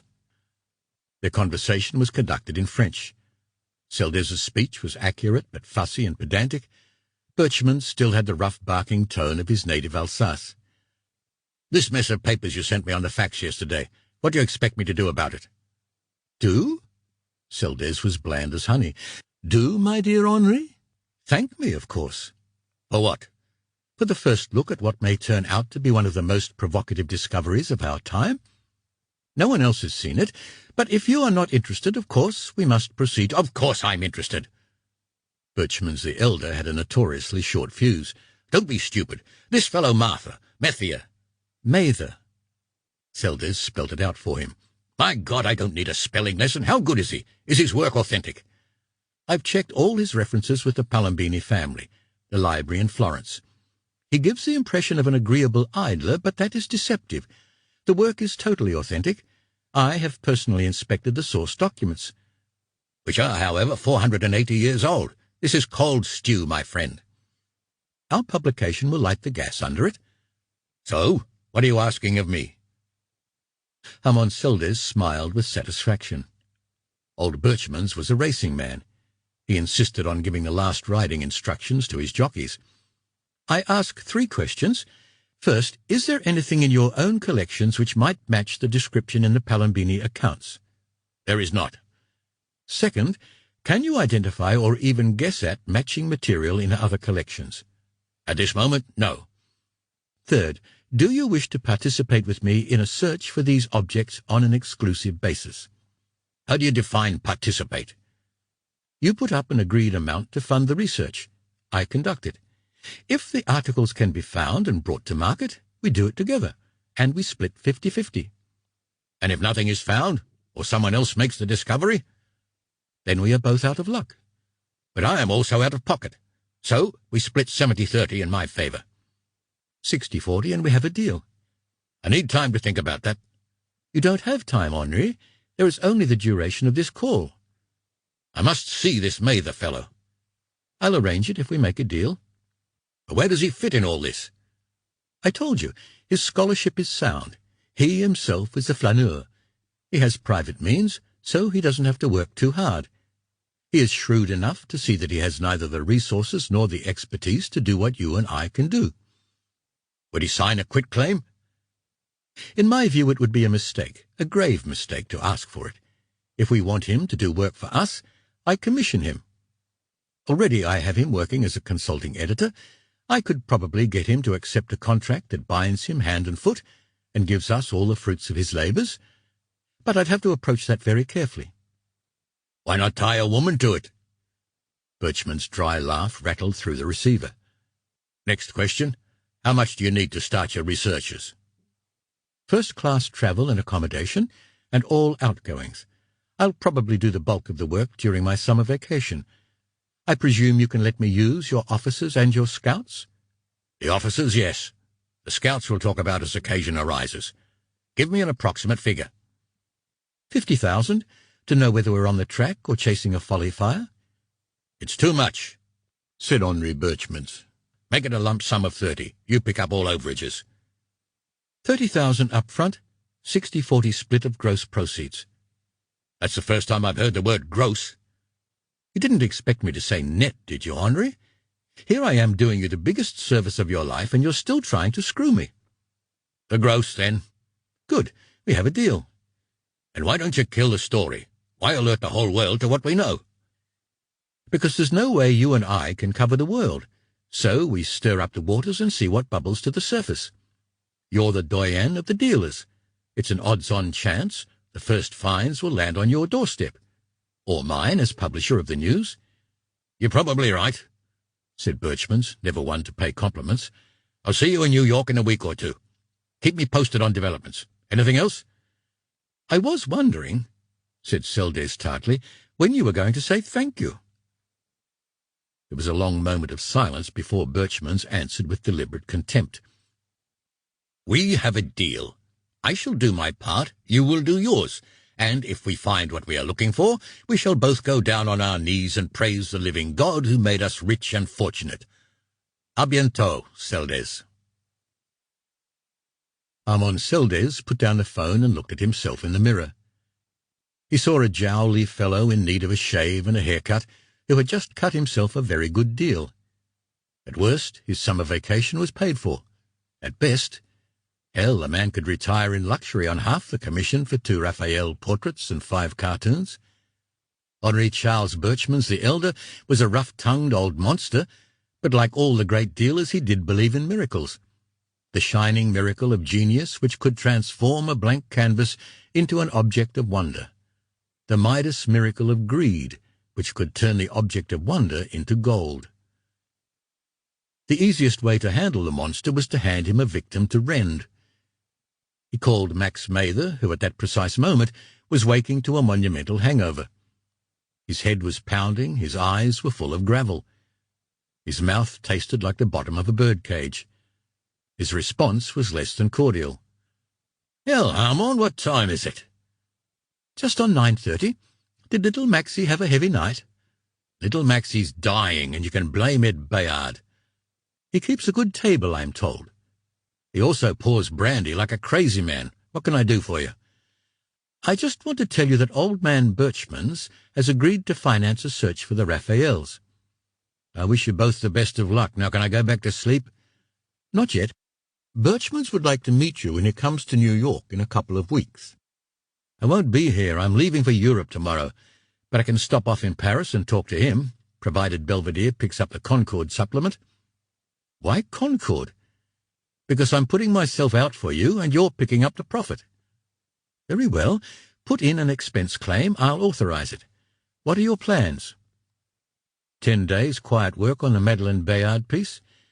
I saw her canvases last night. They're stunning, and the story can match them. As soon as it's done, I'll send it to Leone for editing and on-forwarding to you. Then I'm going skiing for a week in St. Moritz. After that, I go down to Florence. If there's anything you'd like me to do, I'll call Birchmans now and find out where you can contact him over the weekend." "What does he want?" "To examine your scholar's conscience." "Everyone else has. What's another inquest, more or less?" "He's important to us, Max." "To you, not to me. But I'll be pleasant to him for your sake. Is there anything else you want done while I'm in Europe?" "I'll let you know. The important thing is that we coordinate our efforts. I can direct you to what I need, but we shouldn't work wastefully or at cross purposes." I agree. Now can you get off the line? I'd really like to die in peace." 5 minutes later, Max struggled out of bed, rehydrated himself with orange juice and coffee, then called Anne-Marie and arranged to go running with her in Central Park. An hour and a half later, they were jogging quietly on the uptown circuit while he explained to her, "I leave for Europe tomorrow." "Why so soon?" "There's a lot to do. I have to see Birchmans in Paris, set up a company operation in Zurich. That's the one I'll be using for your gallery business. I want to get some skiing at St. Moritz, too. Then I'll go down to Florence to do some more reading in the archive and make arrangements to bring Tolentino over for the gallery. In between all that, I have to find some quiet time to write the article on Madeleine Bayard and send it back here for editing." "Is there any chance of your meeting Father on the way?" "Only if he's in Zurich while I'm there. I'll call Christie's and see if they can tell me where he is. But I won't chase him. He should know that. So if he calls, give him that message." In the shadow of an ancient maple, she stopped dead in her tracks and kissed him full on the lips. He responded willingly, then held her at arm's length and asked gently, "What was that for?" "I'm going to miss you, damn it." "I'll miss you too." "No, you won't. You'll be too busy." As they started jogging again, she tossed him a sidelong, breathless question. "Why didn't you and I fall in love, Max?" "Maybe we did," said Mather wryly, "but we were both too busy to notice. Let's run the next half-mile, shall we?" Edmund Justin Bayard had his own cure for hangovers, which he admitted only to himself had lately become too frequent. The fact was that while he never touched liquor during working hours, he was tippling solidly over dinner. Vodka martinis for cocktail time, one when he got home, one while he soaked in the bath, a bottle of Cabernet with the meal, one large brandy with the coffee, and another for a nightcap. With a guest for dinner, the quantities increased considerably. For remedial therapy, he would take a brisk walk to a midtown apartment block where a Thai madam and 3 younger women provided sauna, bath, shave, massage, and manual masturbation for lonely or hungover businessmen. The premises were discreet, the linen clean, the girls amiable, and the whole operation comparatively free of risk. Each cubicle was soundproofed and equipped with a phone, so that during the recovery period business could be transacted in reasonable privacy. It was from here that Ed Bayard first broached to half a dozen friends and acquaintances Max Mather's idea of a buying syndicate for art. His argument was simple, and it became more persuasive each time he set it out. 10 participants, no more, each committed for $50,000. That's a working capital of $500,000. Available for holding deposits on works which become available to us, and for which a majority agrees that a ready market exists. Now, we're not going to be buying multi-million-dollar masterworks. No way can we compete in that market. But we all know there are bargains to be picked up in slow seasons around the galleries and low bidding days at auction. I've got just the man who could run it for us. He's footloose, fancy-free, has modest means of his own, and is looking for an opening into the art world. You'll see a couple of major pieces by him in April and May issues of Belvedere. Max Mather. That's right, Mather. The beauty of it is that he won't control the funds. We will. He simply advises by fax or telex the item, the price, and his recommendation. Then we authorize a holding deposit while we do a quick run around the market. No, we don't have to put the whole $50,000 up immediately. We can underwrite it with the bank. Articles of association? I've got a couple of sets for your consideration. Splendid. I don't guarantee we'll make a fortune, but we won't lose money, and we could have a lot of fun. Thanks. You too. By the time he was fully recovered from his hangover and the remedy, he had promise of 5 contributors and 3 who would call him back later in the day. He called Mather. We're in business, Max. So far, 5 subscribers at $50,000 each. 3 more ready to come in. I haven't closed the list because I need to know how you see yourself in the picture. Very clearly. I'm the working member. You get a year's labor out of me for a paid-up share of $50,000. If you want me to continue after that, I retain the paid-up share, and we make a new employment contract. That's fair. Over-generous, in fact. Then I leave it to you to draw up an arrangement equitable to all concerned. I leave for Europe tomorrow. I'll telex you an accommodation address. You're moving fast. I've got a long action list. By the way, I'd like to use your name as a reference. Character only, not financial. My bankers will do the rest. Better still, I'll write a letter of introduction and send it round to your apartment this evening. Oh, one other thing. Remember that to all intents and purposes the syndicate is in place.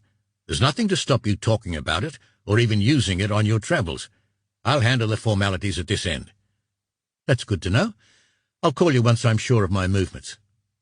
Have a good journey, Max. His hangover had disappeared.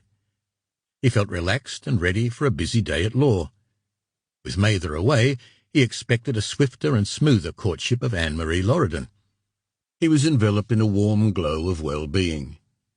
He gave the little Thai girl a $20 tip, patted her affectionately on the rump, and walked out into the dusty sunshine of Manhattan.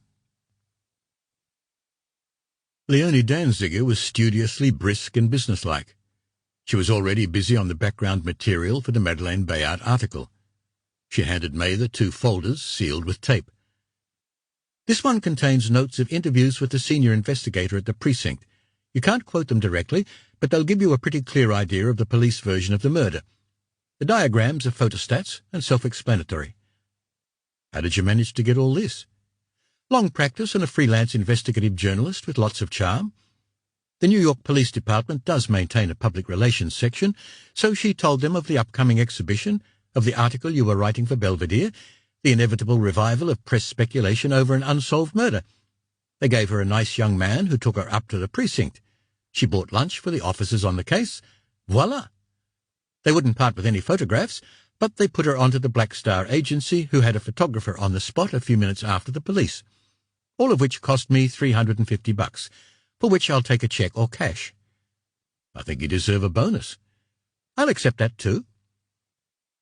He fished out a small object wrapped in tissue. When she unwrapped it, Leonie found a small figurine of a tarantella dancer in antique Capodimonte. Her eyes brightened with pleasure, but her thanks were carefully restrained. "She's beautiful. And you're very thoughtful, Max. Thank you." He wrote out a cheque for $350 and handed it to her. "I'll send you the copy as soon as I can. What I'm proposing at the moment is a portrait of Madeleine Bayard as she reveals herself to me in her paintings, by hearsay, in the record of her life and death." "And this time," said Leonie Danziger gently, "you'll do it with loving care, won't you? No sloppy work, no writing round a half-thought theme." "No, teacher," he mocked. "What time do you leave in the morning?" "Air France Concorde, 10:30. It's an evening arrival. The following morning, Seldes has set up a meeting for me with Henri Birchmans in Paris. After that, I head down to Zurich. Don't tell me any more. I'm eaten up with envy. Would you believe I've never crossed the Atlantic? Little Miss Manhattan, that's me. I've put everything I've earned into this apartment, and the elements of a blue-stocking education." There was a cliché on the tip of his tongue. He bit it back and asked instead, "Will you act as message centre while I'm away? Commercial rates, of course." "All part of the service.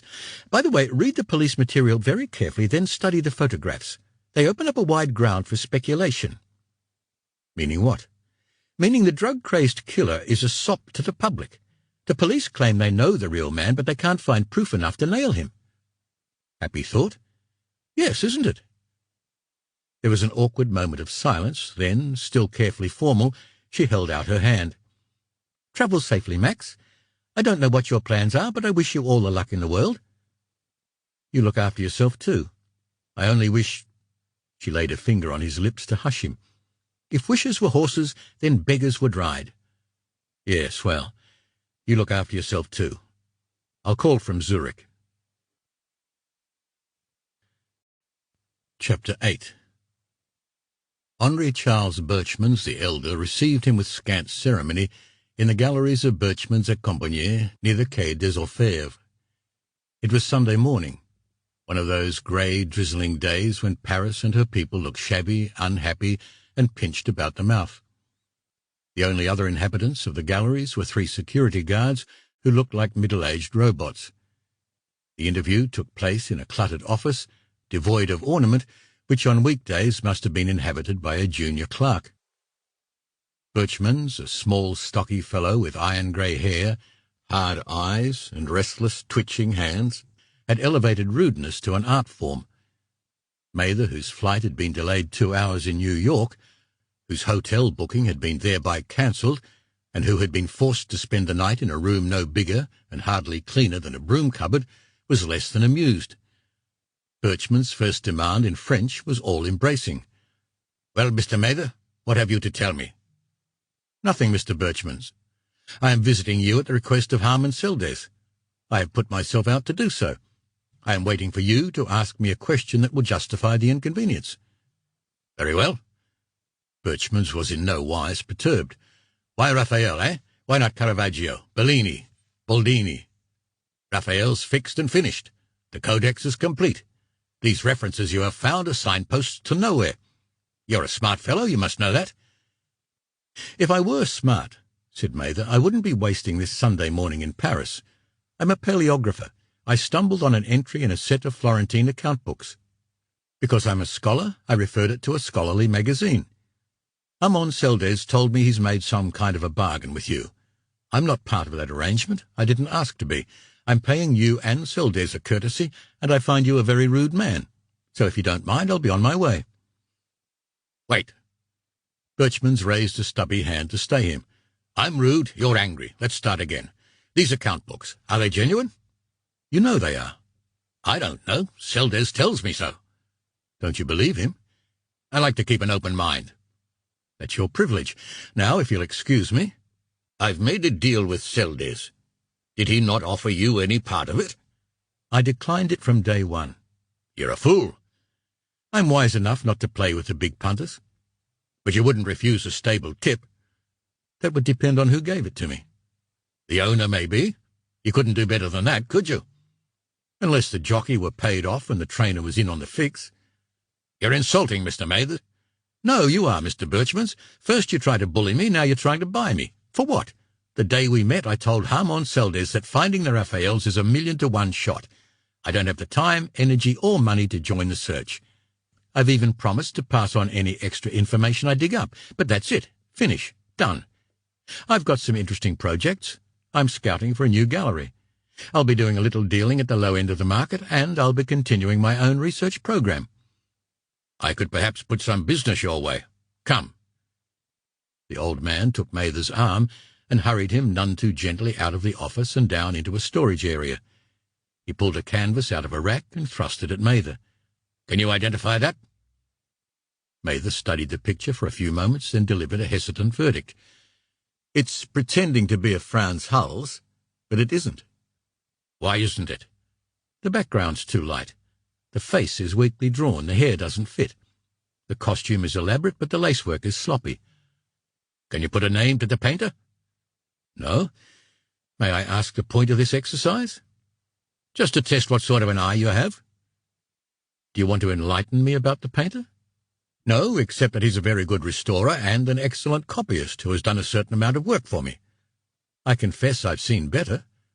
Where? Niccolo Tolentino? I'm bringing him to lecture in New York this summer. Are you an impresario too, Mr. Mather? No, I'm a scholar testing his talents in a number of new fields. Then I trust you will send me an invitation to see and hear Signor Tolentino. With pleasure. Is there anything else? Yes. Take my card. Feel free to call me at any time, here or in New York. That's kind of you. I am never kind, Mr. Mather. I am rarely even civil. I am a dealer. My sole motive is profit. The fact that I make it by dealing in beautiful things is beside the point. I cannot eat a Poisson. A Cézanne will not feed my horses or pay the jockey and the trainer. It is the profit which does that. I have the feeling that you could be profitable to me. And for that reason only I am prepared to be helpful to you, on the Raphaels or any other matter. The Raphaels we have already discussed. They are a matter between you and Harmon Seldes. Why are you so obstinate, Mr. Mather? Because you're playing games with me. An old man's games, a rich man's games. You're tossing me all sorts of bait and waiting to see which one I'll pick up. I'm as corruptible as the next man, but you're converting me to righteousness very quickly. Now, I really must go. I leave at 3:30 for Zurich. I'll stroll back to the hotel. You'll be drenched before you get there. Unbend a little. Let me drop you off. Very well. There now. Birchmans chuckled and held out his hand. Already you feel better. Let's be friends. I like a robust fellow who can fight for himself. That's what makes a good artist, too. He has to be tough to survive the discipline, then the failures and the rejections. Seldes tells me you're doing some work for him. What other interests have you? I've accepted a scouting commission for a new gallery in New York. Hugh Loridan's daughter is running it. You know Hugh, of course. Indeed, yes. These many years. His daughter is a friend of yours? We were in Florence together. And what will be your first venture? A posthumous exhibition of Madeleine Bayard. I doubt you've heard of her. Wife of a New York lawyer, murdered in her studio. Would you believe I knew her very well, Mr. Mather? I bought 3 of her pictures from my friend Lebrun. I commissioned another, but she died before it was painted. She was a beautiful woman, a great artist. Do you have the pictures here in Paris? No, they're in New York. Would you consider exhibiting them with the rest of the collection? It would do us both good. I might. Who owns the exhibition? Her husband, Ed Bayard. I've done business with him from time to time. He has an interesting collection, but it's like the man himself, fragmented, idiosyncratic. Miss Loridan's gallery will represent that collection as well. Then you, Mr. Mather, are in very respectable company. I like to think I'm a useful colleague. I'm sure you are. But you are not, of course, a specialist in fine art. Absolutely not. My discipline is manuscripts. I did secondary courses in the history of art and appreciation of art. My tradition is the humanist one, which is why I lived very comfortably in Florence. Would you mind if we go now? I have some other matters to deal with before I leave." "Of course." As they drove back to the hotel, Birchmans made one final strategic play. "The Palombini family. You were their archivist, I understand." "Yes." "I'm not familiar with their art collection." "It is not among the great ones. As a matter of fact, I had a letter from Claudio Palombini only a few days ago, pointing out that though his family had bought good things from time to time, they were, as a matter of historic fact, Philistines. I had written to him with the information I had turned up. His comment was that he had never heard of the pictures, but he wished he had them now. He could use the cash value." "So you see," said Birchmans happily, "I am not such a bad-tempered old fool, am I? You have it from your former master." "He was never my master," Mather told him coldly. "His aunt was mistress of the household. She and I were lovers until the day she died." "Requiescat." The Frenchman crossed himself hurriedly. "Amen," said Max Mather. "Until we meet," said Henri Charles Birchmans. On the slopes of the Sonnenberg, overlooking the city and the Lake of Zurich, an enterprising developer had built a block of serviced apartments for the use of visiting businessmen. Each apartment had its own garage space. There was a porter at the entrance, a daily maid service, a small but comfortable restaurant with country-style cooking. It was here that Mather decided to quarter himself for the duration of his stay in Zurich, to maintain a residence and an address for future use. He needed a place to be private, to spread his papers without the constant intrusion of hotel staff. Here the developer had provided a small combination safe in each apartment so that there was a reasonable degree of security. A Mercedes hired from an airport agency made him mobile. The restaurant would send up meals morning, noon, and night, and keep his liquor cupboard stocked. Communication was no problem. He was fluent in French and Italian, passable in German. For the rest, his lease was in the name of artifacts, and he was at one stroke endowed with anonymity and non-presence. The Swiss were a discreet and disciplined people who minded their own business very well and expected their guests to do the same. Mather's business was to be conducted with a careful eye to priorities. First, he must be introduced around the trade, the old local houses in Zurich and elsewhere, who still mopped up huge sums of money in the hard currencies of Europe. Unlike the Americans, they were not gossiped in the local press. Discretion was their stock in trade. They served a tight market, quiet old capital, wary new money. They not only knew every von and der title in Europe, but could tell you to the nearest 1,000 what the titles were worth in hard cash. To insinuate himself into this clubbish group would require some careful diplomacy. Alois Leipert and Gisela Mundt would arrange the introductions. His scholar's discipline gave him authority. Palombini, Birchmans, Belvedere, and Harman Seldes were potent referees. Access to $500,000 in syndicate funds was no small recommendation either, while his association with a new and well-backed gallery in New York had to make an interested buyer in all categories. By the time he was ready to bring the Raphaels to market, he should be, if not an indigenous animal, at least one well adapted to the jungle life. Memory conjured up the image of Birchmans the elder proclaiming the predator's gospel. "My sole motive is profit. The fact that I make it by dealing in beautiful things is beside the point." Birchmans was now the new element in all his calculations. He had bought and commissioned work from Madeleine Bayard. That was already a seal of market value. If he would consent to hang the canvases he had bought as not-for-sale exhibits at the exhibition, the show would be an immediate sellout. The man's authority was enormous. Every dealer in town would be following his lead. The catch was, of course, that Birchmans knew better than anyone the value of his own name. It would be interesting to see what he would charge for the privilege of using it. And that raised another question, whether Henri Charles Birchmans the elder was recorded in any fashion in Madeleine Bayard's papers. Mather took out the photographs and the police reports and began a methodical reconstruction of the murder. Most of the work had been done for him. Leone Danziger had welded the disjointed police material into a coherent narrative, telegraphic in style but clear in every essential detail, so that there was no possibility of confusing hard evidence with speculation. You know the location. You have to understand how it was used during Madeleine Bayard's occupancy. The first floor was empty. Madeleine used the two upper floors because the light was better. There were, and still are, two entrances to the building. The rear entrance has a single door which gives onto a loading lane. The front entrance has a buzzer and an amplifier. It can be opened from either of the two upper floors. The approach to these floors was by stairwell or noisy elevator. Look at the first photograph and you will see how the space was utilized. On the second floor, storage racks for used and unused canvases, shelves for paper, drawing materials, paints, books, all pretty orderly. A work table with a mitre box for making stretchers. A drafting table for sketches and architectural drawing. 2 chairs, a stool for a model. Print 2 shows the third floor. A big king-size bed, normally made up with sheets and blankets and a patchwork throw-over quilt. According to police, and you can check this yourself, the bed and the cover feature in several paintings.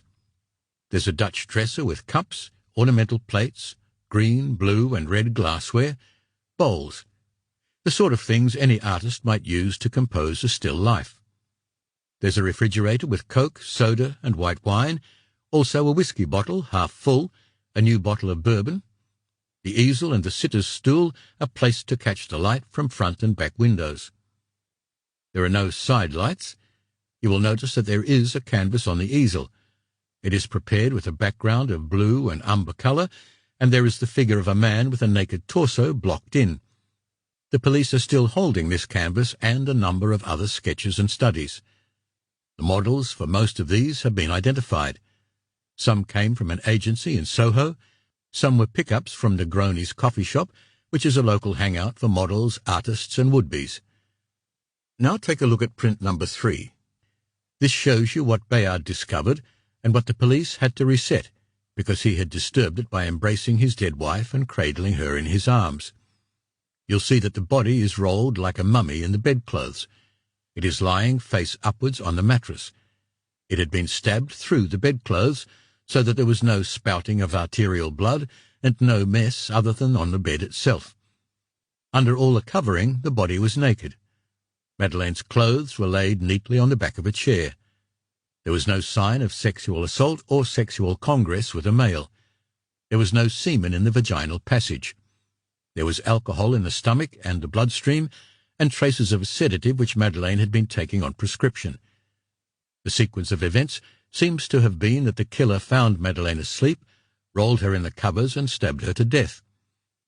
The weapon was not found. Forensic reports described it as long, narrow, sharp-pointed, with 2 cutting edges. In short, a dagger of some kind or a dagger-like paper knife. The strokes were delivered from above, while the victim was lying on her back. There were 3 in all, and all pierced the heart. Again, the medical reports described the violence as precautionary overkill, but not a fury of mutilation. The police asked, why a knife then? Why not some simple, less messy form of execution? The simplest explanation seemed to be that it was a weapon of opportunity and that the killer took it away. Pass now to prints 4 and 5. These are detail shots. Madeleine's handbag has been rifled, the contents spilled on the dresser. Money was taken and probably her small diary, nothing else. Drawers on both floors have been emptied onto the floor. Books have been opened and dropped. All these, according to the police, point to hurried search, but not to violence or vandalism. In spite of the hurry, there are no fingerprints. The whole situation was premeditated, yet the police deliberately fostered a story about an addict crazy for drug money. They admit that they took a great deal of care to sell the notion to the press, hoping that the misinformation would make the killer overconfident and reckless.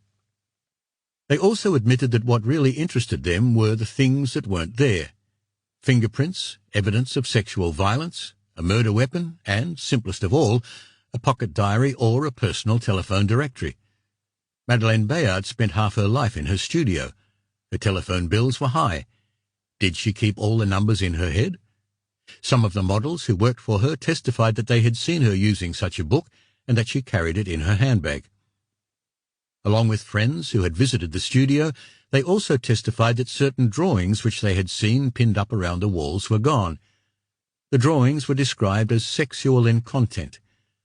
Bayard claimed he might have seen them, but didn't have them in his possession. Which brings us to Bayard himself. For a long time he was the prime suspect, in spite of his alibi. The first thing against him was that he, a lawyer, should have known better than to disturb the scene of a crime. The instability indicated by the act bothered the police. Worst of all, Bayard made no secret of his wife's wanderings and his own unhappiness, but refused absolutely to name any of his friends or acquaintances as her lovers. His testimony on this point was clear and repetitive. I know she had other sexual partners. I did not seek to know who they were. I saw no one in bed with her. She named no names. Anything I conveyed to you on this matter would be hearsay or suspicion, and in any case tainted with anger. I cannot do that. I will not do it. In the end, of course, his alibi remained unshaken. According to the police, he is no longer a suspect. However, there is one disturbing phrase which was dropped by one of the investigators. We do have a profile of a man capable of violence, even extreme violence. Our investigator then asked whether the police had identified any other real suspects. They answered the question in a roundabout fashion. First they said Madeleine's life in the environs of the studio was fairly well patterned. She painted in the morning to get the light. About midday she would go to Negroni's for coffee and a snack. She would chat to whoever she found there.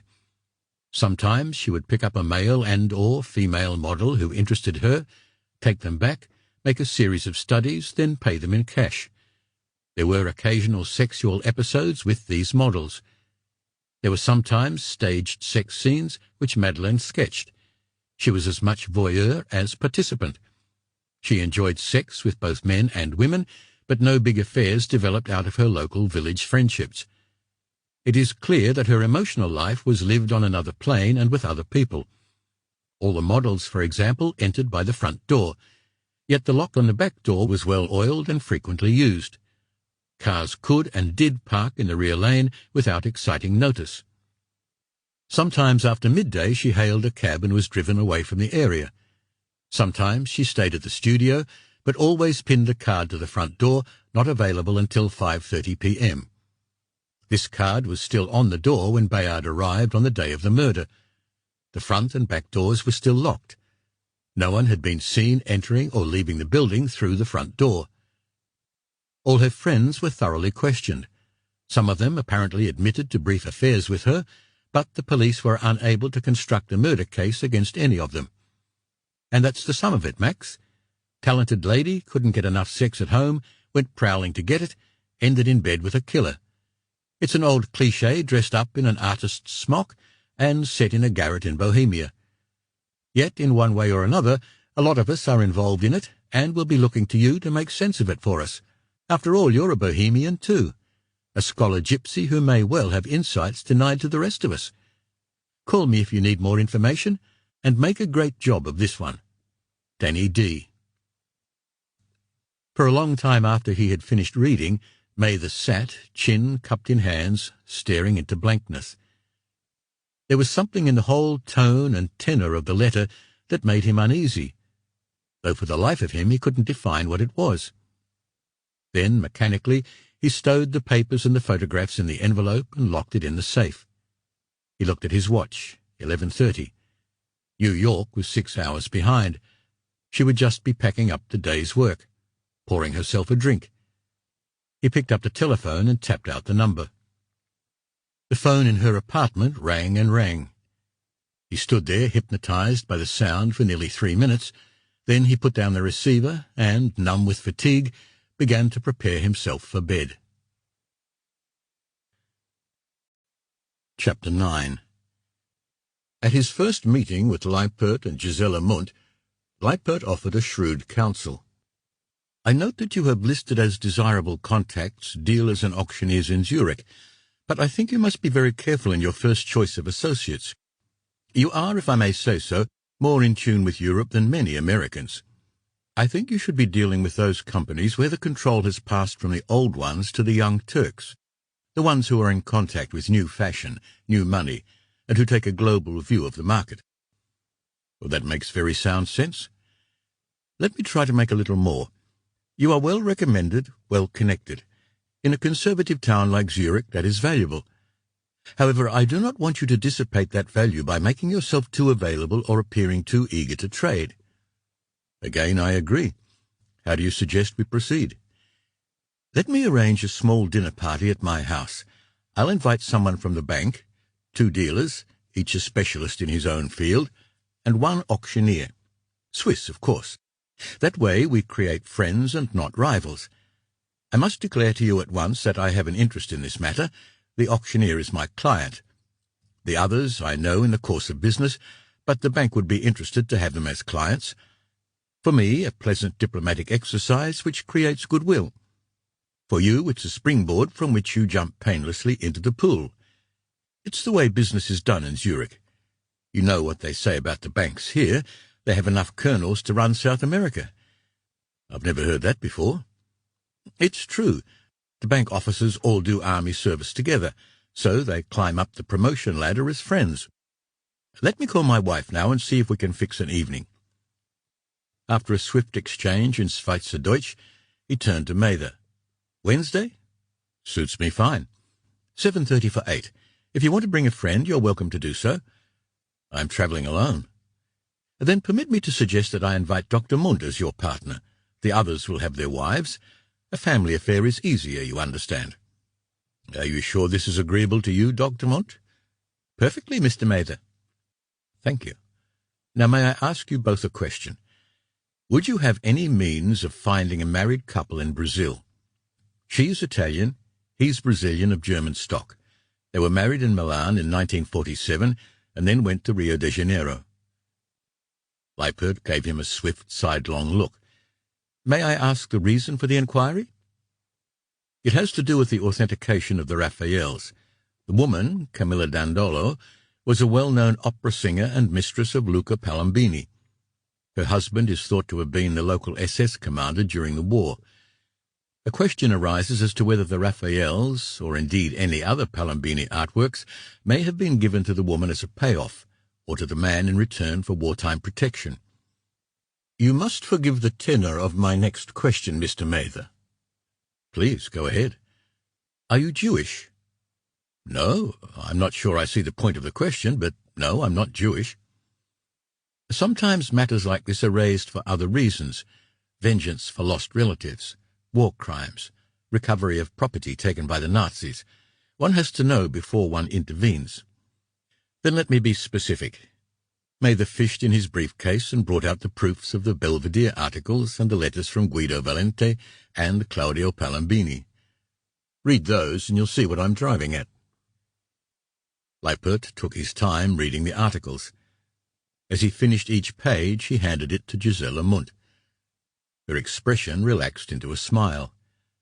When the reading was done, she folded the papers and handed them back before speaking. Well, it seems we have found ourselves a very distinguished client. Alois's dinner guests will be very interested in that material too. Meantime, I can make a start on the Brazilians. They will, of course, be quite elderly people now. We don't want to disturb them unduly, and we certainly don't want to be waving large quantities of money under their noses. Why don't we construct an advertisement? Distinguished scholar is researching work on the divas of La Scala. Would be grateful for any information on career and present whereabouts of Camilla Dandolo, etc., etc. There's an agency in Zurich which places this kind of advertisement. Let's do it. Mather was excited as a schoolboy. Who knows what we may prize out of the woodwork? Do you have any of your research material with you? All of it. I'm going on to Italy. I have to return the material I borrowed. I've also brought some pieces to auction here. Why not display them at dinner? Leipert suggested. I know our guests would be interested. If you're sure. Quite sure. They are all young and enthusiastic. I'll do it then. Now, if we may press on, the next question is important. Confidentiality between you and me is guaranteed. I know that. But between me and the friends I meet in your house, There is Ehrenwort. Alois Leipert was very firm. The word of honor. This is a small country and in many ways an old-fashioned town. Break faith and you are out of business. That's a refreshing change, said Mather. The words came out with a smile of regret for vanished righteousness. Inside he felt a pang of wonder that a thunderbolt didn't strike him, or the words turned to a bolus of molten lead in his gullet. However, if heaven was silent, Leipert was eloquent. Nonetheless, my friend, you are a stranger, and we have to protect you. So I advise a rigid protocol. You come and go. You talk business. You explore possibilities. But always you let it be known that the only binding document is a letter from me as your legal representative. You speak excellent German. I imagine you are equally fluent in French and Italian. But you must never presume on the legal subtleties in a foreign tongue. So no handshakes, no dear old boy like the British. You say, I'll have Alois Leipert or Gisela Mundt write to you to clarify and confirm. Keep the words in mind, aufklären und konfirmieren. I'll brand them on my brain, Mather laughed. Aufklären und konfirmieren. And you're the ones who do it for me. A few more things from my list. You can receive money for me and for the companies. We can receive it and pay it into your bank. We cannot and should not operate your actual accounts. If you choose, you can leave me, say, $5,000 in press to cover disbursements and replenish the balance on validation of my accounts. Mather made a swift review of his notes. There remained only one matter to discuss with the attorney, but it was the one on which he needed the clearest instruction. Representations made to me or by me as to authenticity, ownership, or provenance of objects offered for sale. It sounds a big mouthful, doesn't it? It is a big mouthful, Leipert agreed, and if you don't digest it properly, you may have to swallow a jail sentence as well. So let's take things in order. Representations made to you as a buyer. You ask that they be confirmed in writing to me. I'll check them and advise accordingly. It may slow down a deal. It may even lose you one from time to time, but it's the only safe way. You have demonstrated good intent in a legal manner. If a mistake is made or a deception practiced, you are in the clear. Well, that's comforting. My father was a judge. He used to say there is always comfort for a precise man. It took me a long time to understand what he meant. Now for the second part of the question, representations by you, as to title, the right to possess or to sell. This must always be demonstrated. As to provenance, there is a wide area of legal tolerance in Switzerland because there is a traditional traffic across our frontiers. That traffic is, of course, immensely profitable, so our own government does not question how the stuff gets here. They will respond reluctantly to official representations about criminal activities, but they refuse absolutely to administer the fiscal or customs regulations of neighboring countries. So you will find that in the art business a certain reticence is necessary and acceptable. You are not obliged to declare that a wealthy Italian has sold you a picture which he has exported illegally across our borders. Neither are you obliged to tell his name, provided the buyer is content that you are a purveyor of legal goods. But once again, our protocol holds. Your clients will quickly appreciate the wisdom of the procedure. Of course, the whole thing depends on your disclosures to me. I must be able to rely absolutely upon what you tell me. 10 minutes later, the conference was over, and Mather was striding down the Bahnhofstrasse to see his bank manager, draw cash funds, deposit Hugh Loridan's briefcase, and touch for a few seconds the coarse waxed canvas that held the Palambini Raphaels. He needed that touch to stiffen his courage for the game in which they were the golden prize. It had begun in earnest now. He was word perfect in the rules. He was accepted in the Salon Privé, where there was no limit on bets and no markers were accepted. Now he had to prove that he was fit company for the masters of the game, who, if he could not master them, would pluck him clean as a spring chicken and eat him for dinner. 40 minutes later, in Paris, Henri Charles Birchmans was already marshalling his strategic resources and setting out his game plan. The resources were enormous. The game plan was global, because Birchmans was not simply a peddler of expensive art. He was a collector of and a dealer in information through a worldwide network of agents and clients. He made valuations for banks and insurance companies in every major country. He advised on the formation and the breakup of collections. He set trends and fashions in art. He helped to set prices too, just as the bankers in London and Zurich fixed the daily gold price. He was careful as the diamond dealers of South Africa to control the flow of product so that the value never fell through the floor. If the auction market was slack, he would intervene quietly with a counsel or negotiate a pre-auction sale that was always published at an inflated figure. If Birchmans bought at that price, the experts said, the picture must be worth it. So the rest of Birchmans' stock increased in value. Dealers and auctioneers blessed his name. With bankers, he pursued an expansionist policy. He sold them boardroom pictures at high prices. He put together the exhibitions which they sponsored. He encouraged them to lend money on single artworks and whole collections. His argument was very simple. I give you a safe valuation for lending, 40% below retail. Any work that I have valued I will guarantee to buy in at that price. But if you have to foreclose, I will advise you to go to auction at the right moment and make 20% profit. With insurance companies, his argument was the opposite. I value high so you can rightly collect high premiums. If the work is destroyed, then of course your payout is high. If it is stolen, then I will sooner or later hear where it is being offered in the black market, and I will know, better than anyone else, how low to bid for its return. If it is damaged, I can get you the best restorers in the world at the best price. In short, Henri Charles Birchmans, the elder, was himself a kind of banker, dealing in a restricted market with a tightly controlled currency. Like every banker, he depended upon information delivered daily and guaranteed accurate. He maintained his own databases in Paris and New York. His offices were united by a computer network. His most valued employees were those who never stepped onto the sales floor or cajoled a client, but kept squirreling away scraps and shards of information on deaths, marriages, divorces, bankruptcies, and wills in probate.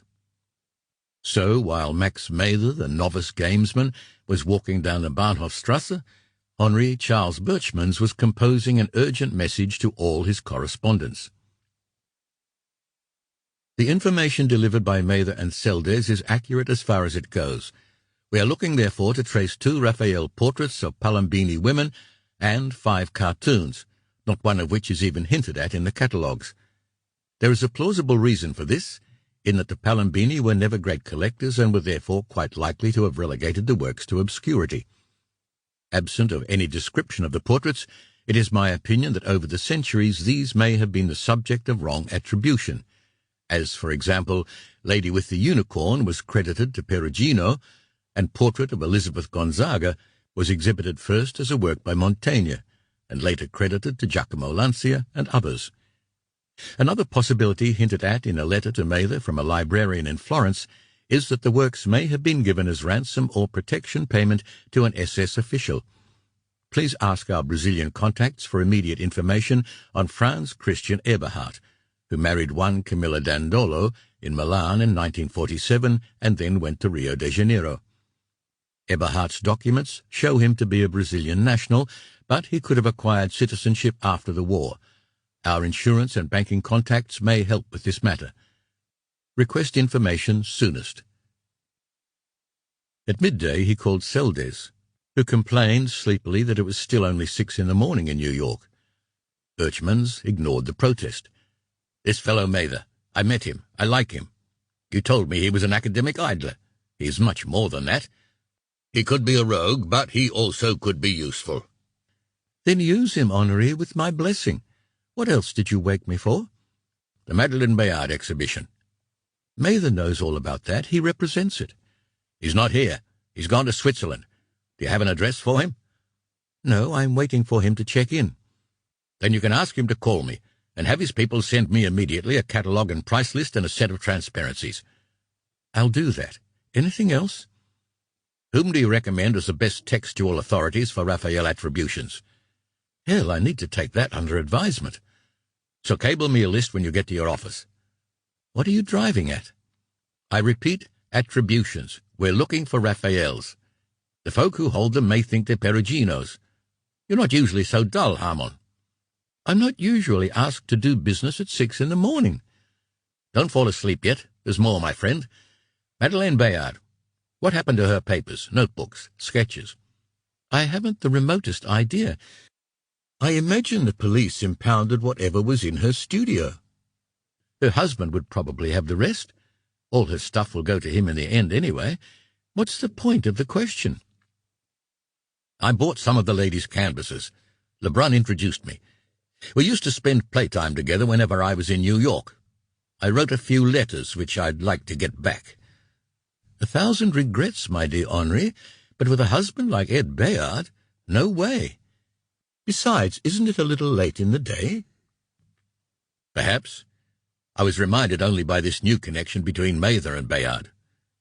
Let me think about this. Mather's writing a piece on Madeleine for the magazine.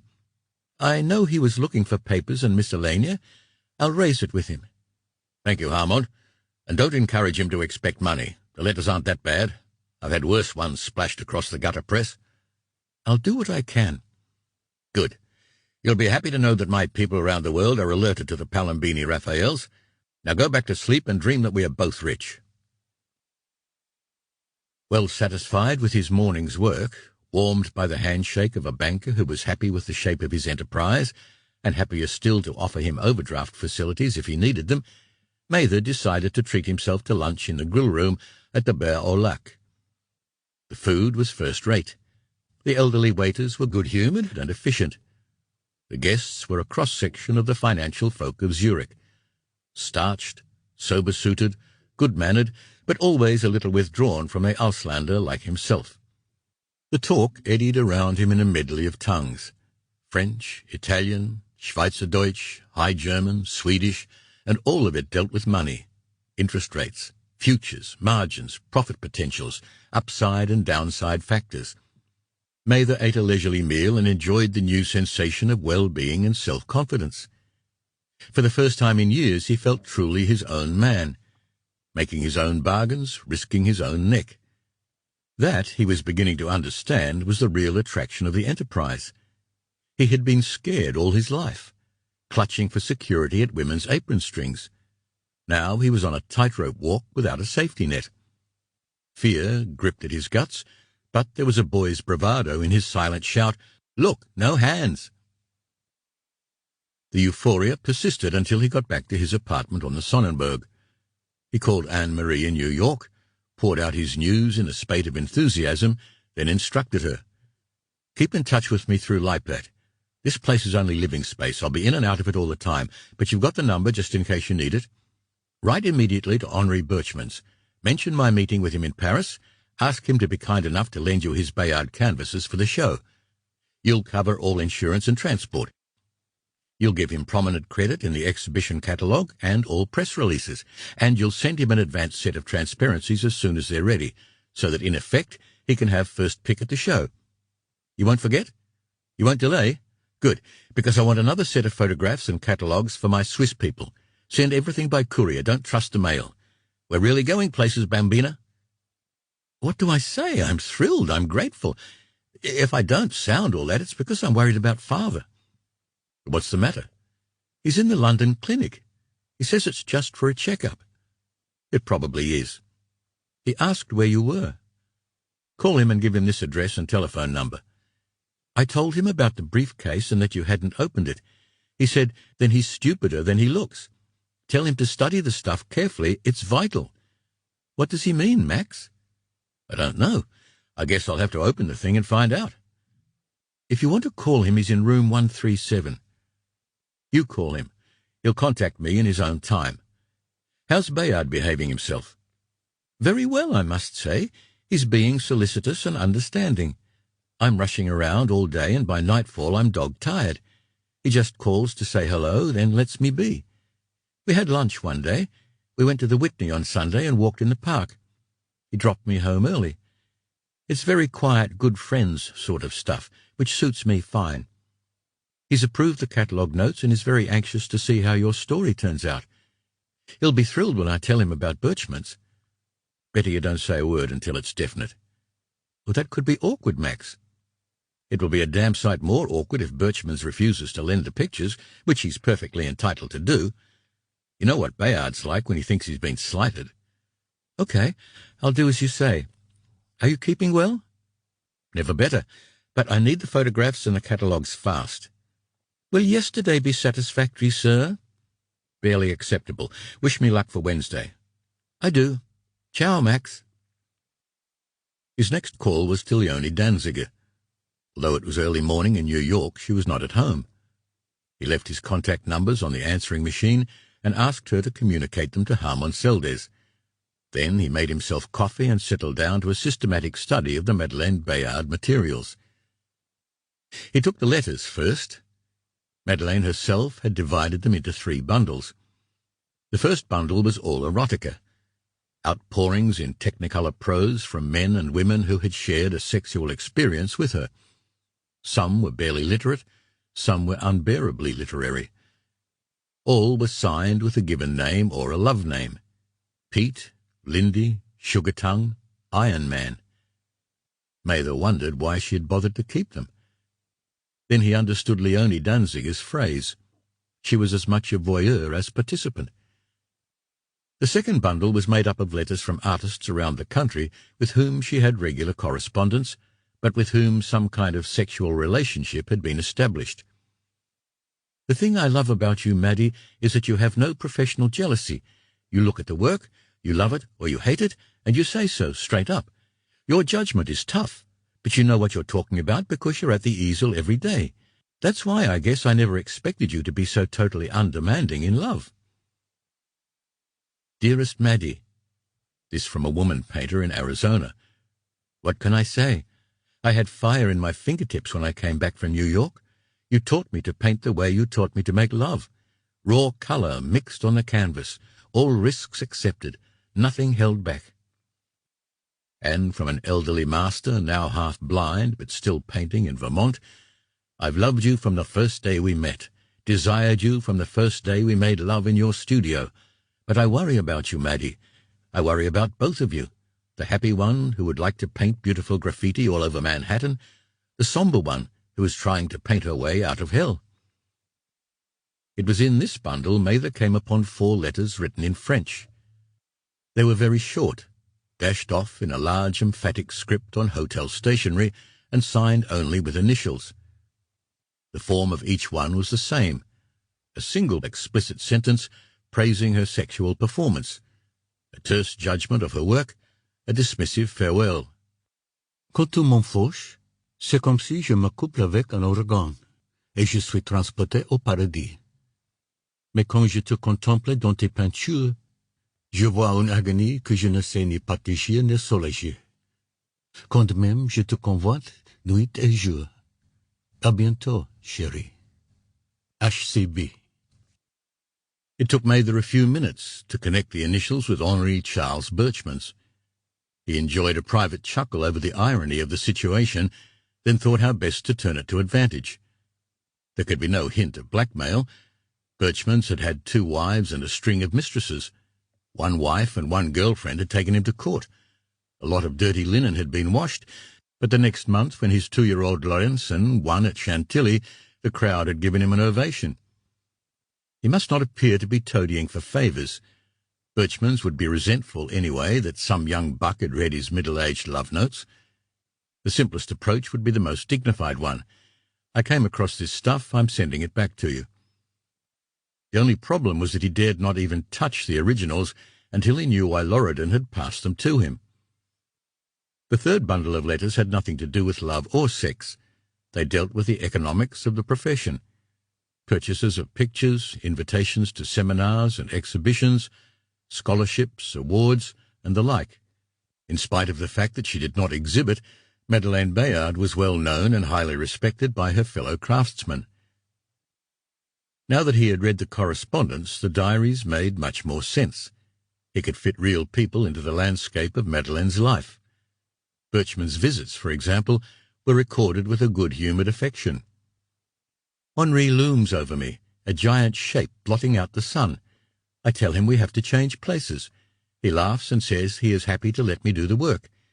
He is potent as a bull and just as brutal, but he never leaves me unsatisfied. There are two of him, just as there are two of me. He will stand silent for minutes on end, looking at one of my canvases, and then turn and stroke my cheek with extraordinary tenderness. He will point to a single corner of a work and say, "That is well done, almost perfect." His power can be terribly destructive, but for me he is a healer. Of Hugh Loridan she wrote with increasing sharpness. He has become like a partner on the dance floor who is always looking over your shoulder at someone else. His little box of tricks begins to bore me. I know he has paid the same compliments to 20 women. His solicitude is faked. "You are tired, let me soothe you. Tell Hugh the problem." He is not bad in bed, but as a man he tries to give me what I get more richly from women. This sapphic side of her life was recorded in a different vein altogether. Paula came today. Her children have left for summer camp. She is so pleased to be alone. I lock my doors and devote myself entirely to her. We make love, we sleep, we wake, we drink wine. I begin to sketch her, stretched naked on the coloured quilt. I do a dozen charcoal sketches and one big cartoon in the thin wash. In spite of childbearing, she is still sleek and white as marble. When I touch her, my hands leave paint marks. We both laugh, and we begin to paint each other's bodies like children. There was also a reference to Danny Danziger, of whom she wrote in quite another style. She tries so hard to make me put into words what I can only express on canvas or by making love. I tell her the words get jumbled in my head, stick in my throat. She refuses to understand. So I pin paper on a drawing board, shove a piece of charcoal into her hand and tell her, "Go on, draw. Draw me. Draw the bottle and the glass."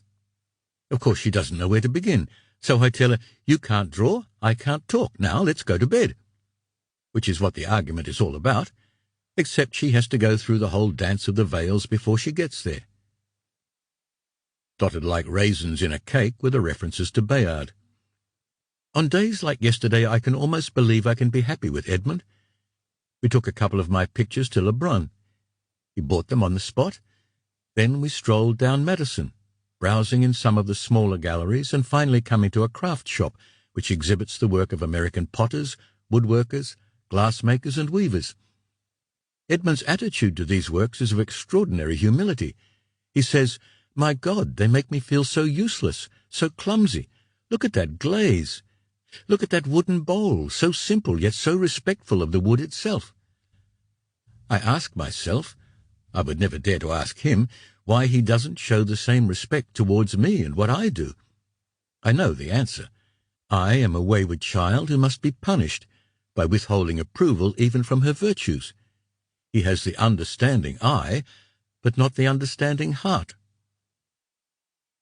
These brief character sketches were interspersed with descriptions of sexual encounters in her studio and in the apartments of friends and acquaintances. But as Max pored over the beautifully scripted pages, he became slowly aware that what he was reading was not in fact a diary, but a carefully constructed narrative, part fact, part fiction, of her real and imagined life. The handwriting itself was the clue. It was too regular, too controlled, like a manuscript laboriously copied in the scriptorium of some Rabelaisian abbey. It was a work of art which depicted what her pictures concealed. She manipulated her friends and sexual partners exactly as she posed her models to make the most expressive composition, the most dramatic statement. Paula and Danny are jealous of each other. I withdraw myself from them and have them make love with Lindy. Then I have Peter join in the play. I explain over and over that love should be fun, not fury. I sketch as they romp. When they look at the sketches, they see the beauty of the game and begin to be friends. Clearly there were deep conflicts in such artificial relationships, but there was nothing to suggest an imminent act of violence until quite late in the record. Today, a horrible fight with Peter. He is suddenly very jealous, obsessively so for a young man. He wants to take me out, show me off to his friends. I refuse. I try to explain that my love place is private, that I am not a possession to be displayed in public. He calls me terrible names. He hits me, throws me on the bed and tries to rape me. The rape fails because I am only too ready to surrender. I begin to wish Henri would come back. His brutality is always under control. A few days later came another episode of exasperation. I asked Hugh to take me to Thursday's auction, important impressionist items from a Chicago estate. He has told me so many funny stories about sexy women at auctions that I am curious to see them. He says no. Auction days are business days for him.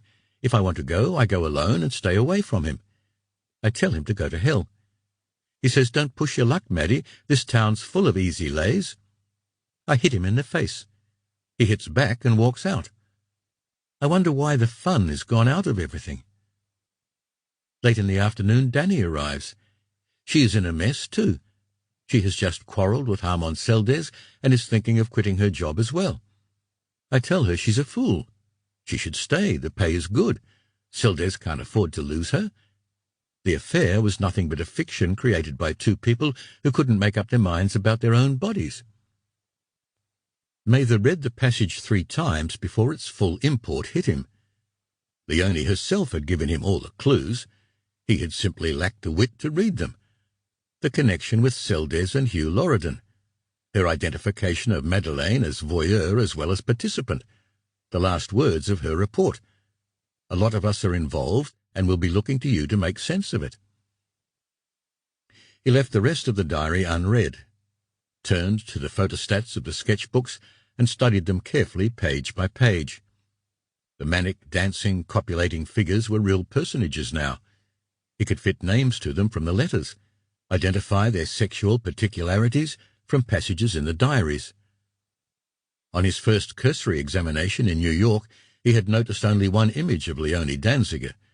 Now she thrust herself at him from several tableaus, in a sapphic embrace with another woman, then transformed into a wild-haired Maynard, pursued through a variety of encounters by rampant fawns who had to be Peter and Iron Man. He left the drawings open on his desk and got up to pour himself a drink. The telephone rang.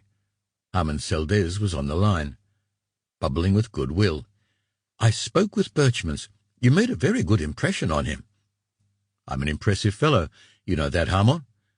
How's the Bayard piece coming along?" "Slowly. She's a hard woman to keep in focus." "What sort of material have you been able to find?" "Not a lot. I'm relying mostly on oral history from Bayard himself and my own reaction to the pictures. This will be mood stuff, not scholarship." "No papers, no letters?" "Not so far. Why?" "Apparently Birchmans and she were part-time lovers. He wrote her letters." "Silly fellow. If any turn up, he'd like to get them back." "I'm sure he would. My father had a saying about that." "I'm sure it was profound," Seldes said dryly. "It was," Mather told him. "Do right and fear no man. Don't write and fear no woman." "I'd have thought Birchmans was brighter than that." "You don't have to be bright," said Seldes gloomily, "just rich enough not to care." In a private room at the London clinic, Hugh Loredan sat propped up with pillows and talked with his physician. At first glance they might have been brothers, white-haired, pink-cheeked, blandly eloquent, and evasive as only the Boston Irish and the home counties English know how to be. The physician made a gesture of helplessness. "It's rough, Hugh. It's going to get rougher. The secondaries are spreading. You've got very little liver function left." "How long?" Loredan asked. The physician shrugged. "A month or so of mobility, provided you take things easy. After that you're on the slippery slope. We can ease you along a bit, but at the outside you've got 3 months." "I won't sit still for that." He was angry. "If you won't knock me off, I'll do it myself." "Yes, well." The physician surveyed him with detached pity. "I understand how you feel, but as things stand in this country, I can't knock you off. You're a casual patient. I don't have a long history on my books, so I can't build up a consistent overdose of painkillers. As for knocking yourself off, that's easy enough, but let me ask you a question. Do you carry life assurance? Quite a lot, Loriden answered. Who collects the benefit? My daughter. But if you commit suicide, she loses it. Of course, it's up to you to decide the issue. I'm just reminding you of the consequences. And that's the best you can tell me? The physician spent a long time studying the backs of his soft, well-manicured hands.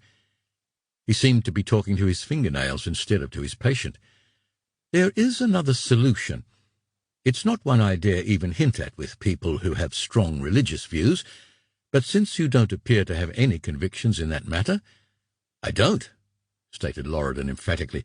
I've lived without religion all my life. I can't just put it on like a Burberry to keep off the rain. Tell me. You're still well enough to travel. I suggest you go to Amsterdam. I'll give you a letter to a colleague of mine there who runs an oncology clinic for terminal cases. He'll take you in, and when you feel you're ready, he'll help you to go out. It's swift, painless, and more doctors in Holland are offering it as a service to their patients. You're a terminal case anyway, so there's no problem with the death certificate. All you need to do is make sure there's enough money to pay the hospital and cremation expenses and have your ashes shipped back home. Hugh Loriden chewed on the proposition for a few moments and then asked, Amsterdam, you say? That's right. I could fly in, transact some legitimate company business, then put myself into hospital? That's right. The business part is your own affair. It's a charade, but I'd rather my daughter didn't know what I was doing. She's working on a big project. I don't want to upset her more than I can help. No long goodbyes, no mercy flights across the Atlantic. You sure you can guarantee a painless exit? I can't guarantee anything, said the physician calmly. You're a very sick man. You should be following the protocols of treatment. You have decided to keep working. You're off to Holland. Like any good doctor, I refer you to a colleague in case you need emergency help. You carry the letter with you. It outlines your medical history. We're all covered. Anyway, sleep on it. We'll talk again in the morning. I've made up my mind, Hugh Loriden told him. Amsterdam it is. Very well. I'll see you again on my early morning round and give you the letter of reference. You can be out of here by 10. I take it you'll be going straight to the continent? Well, yes. There may be one or two things I have to do before I leave. You're on borrowed time, Hugh. Don't waste it on trifles. If you collapse in London, you'll have to sweat it out right to the end. Point taken. Hugh Loriden held out his hand. Thanks for the service. Now let me make a few calls and see how many friends I've got. Max Mather had ordered coffee and sandwiches to be brought to his room. He was anxious to work through to the end of the Madeleine Bayard material and begin some rudimentary drafting on the architecture of the piece. When he turned back to the diaries, he became aware for the first time of the dates of the entries. It was a matter of visual awareness rather than of any conscious decision to examine a time frame. He was surprised to find that the final entries ran right up to the date of Madeleine's murder. Clearly Loriden must have gone to the studio on that day and taken away the material, which had to make him a prime suspect as the killer, or at least an accessory after the fact. The last entries in the diary were therefore singularly important. Mather read them slowly several times. I saw the doctor again this morning. He gave me a long lecture. He says I cannot sustain the pace of a highly active sex life and the creative drive necessary to produce the amount of work I am doing. He insists I slow down and finish the course of sedatives he has prescribed. He believes I should put myself into therapy to try to bring some sense of unity into a life which is becoming more and more fragmented. I argue with him, but I know he is right. The only time I feel whole is when I stand alone in front of the canvas, looking at a world which I have created. Yet people still make huge demands on me. I feel sometimes like Diana of Ephesus, with hundreds of breasts at which the whole world is feeding. The men are bad enough. They're brusque and demanding, but once satisfied they are gone. The women, and I think especially of Danny and Paula, consume much more of me. They demand affirmations and assurances I simply cannot give. Edmund is daily more concerned. I know that, but when he is concerned he scolds. When he scolds, I become bitchy, and then he gets angry and bitter and locks himself away from me. There are times when I believe I could goad him into killing me. The sedatives help a little. I could easily become addicted to that soft, seductive calm that creeps over me as the dose takes hold. If only I could share it and forget the furies and the jealousies. Mather closed the book and pressed the palms of his hands against his aching eyes. The momentary darkness was a relief from the glare of the paper and the unrelenting march of the script across the pages.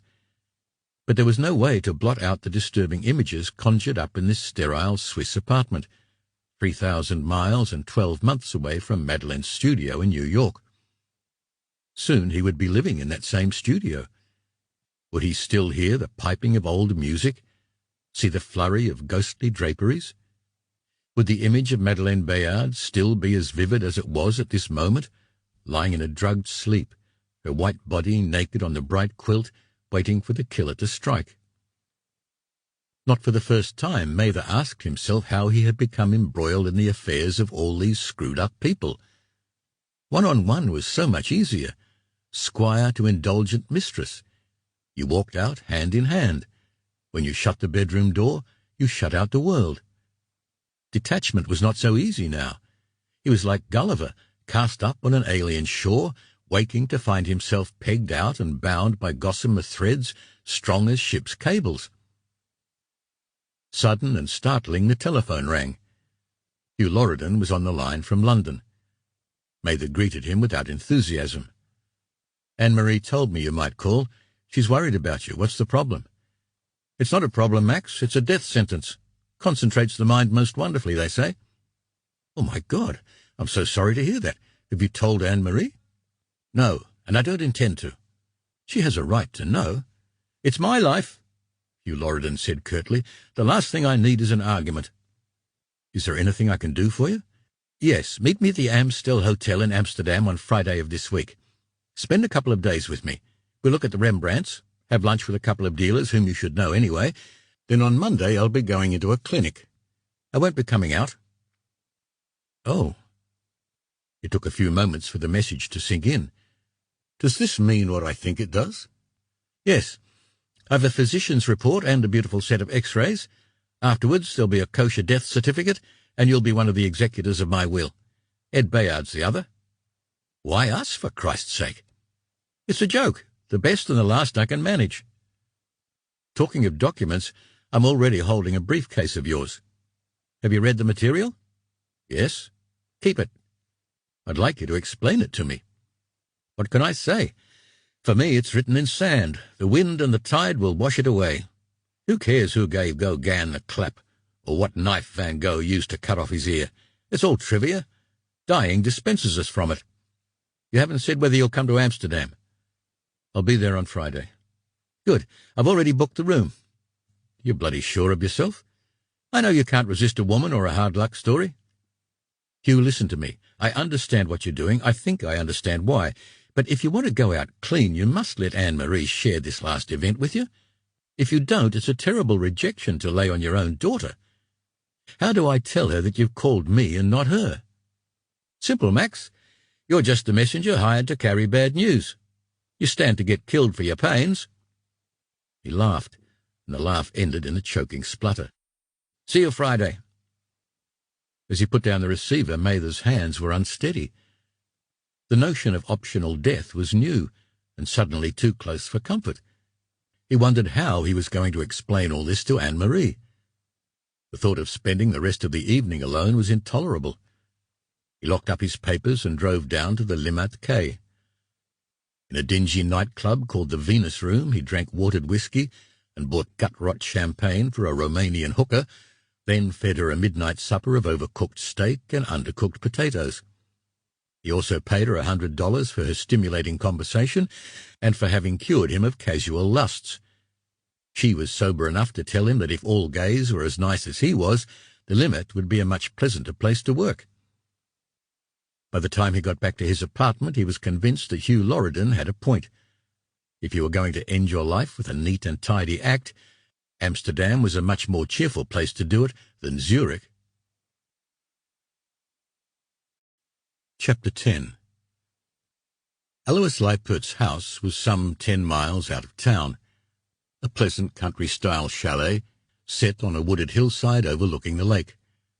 The interior spoke money, old and new money, and a certain traditional discretion about displaying it. Leipert's wife was slightly younger than he, slim, athletic, and very much at ease in social situations. The dealers were an odd couple.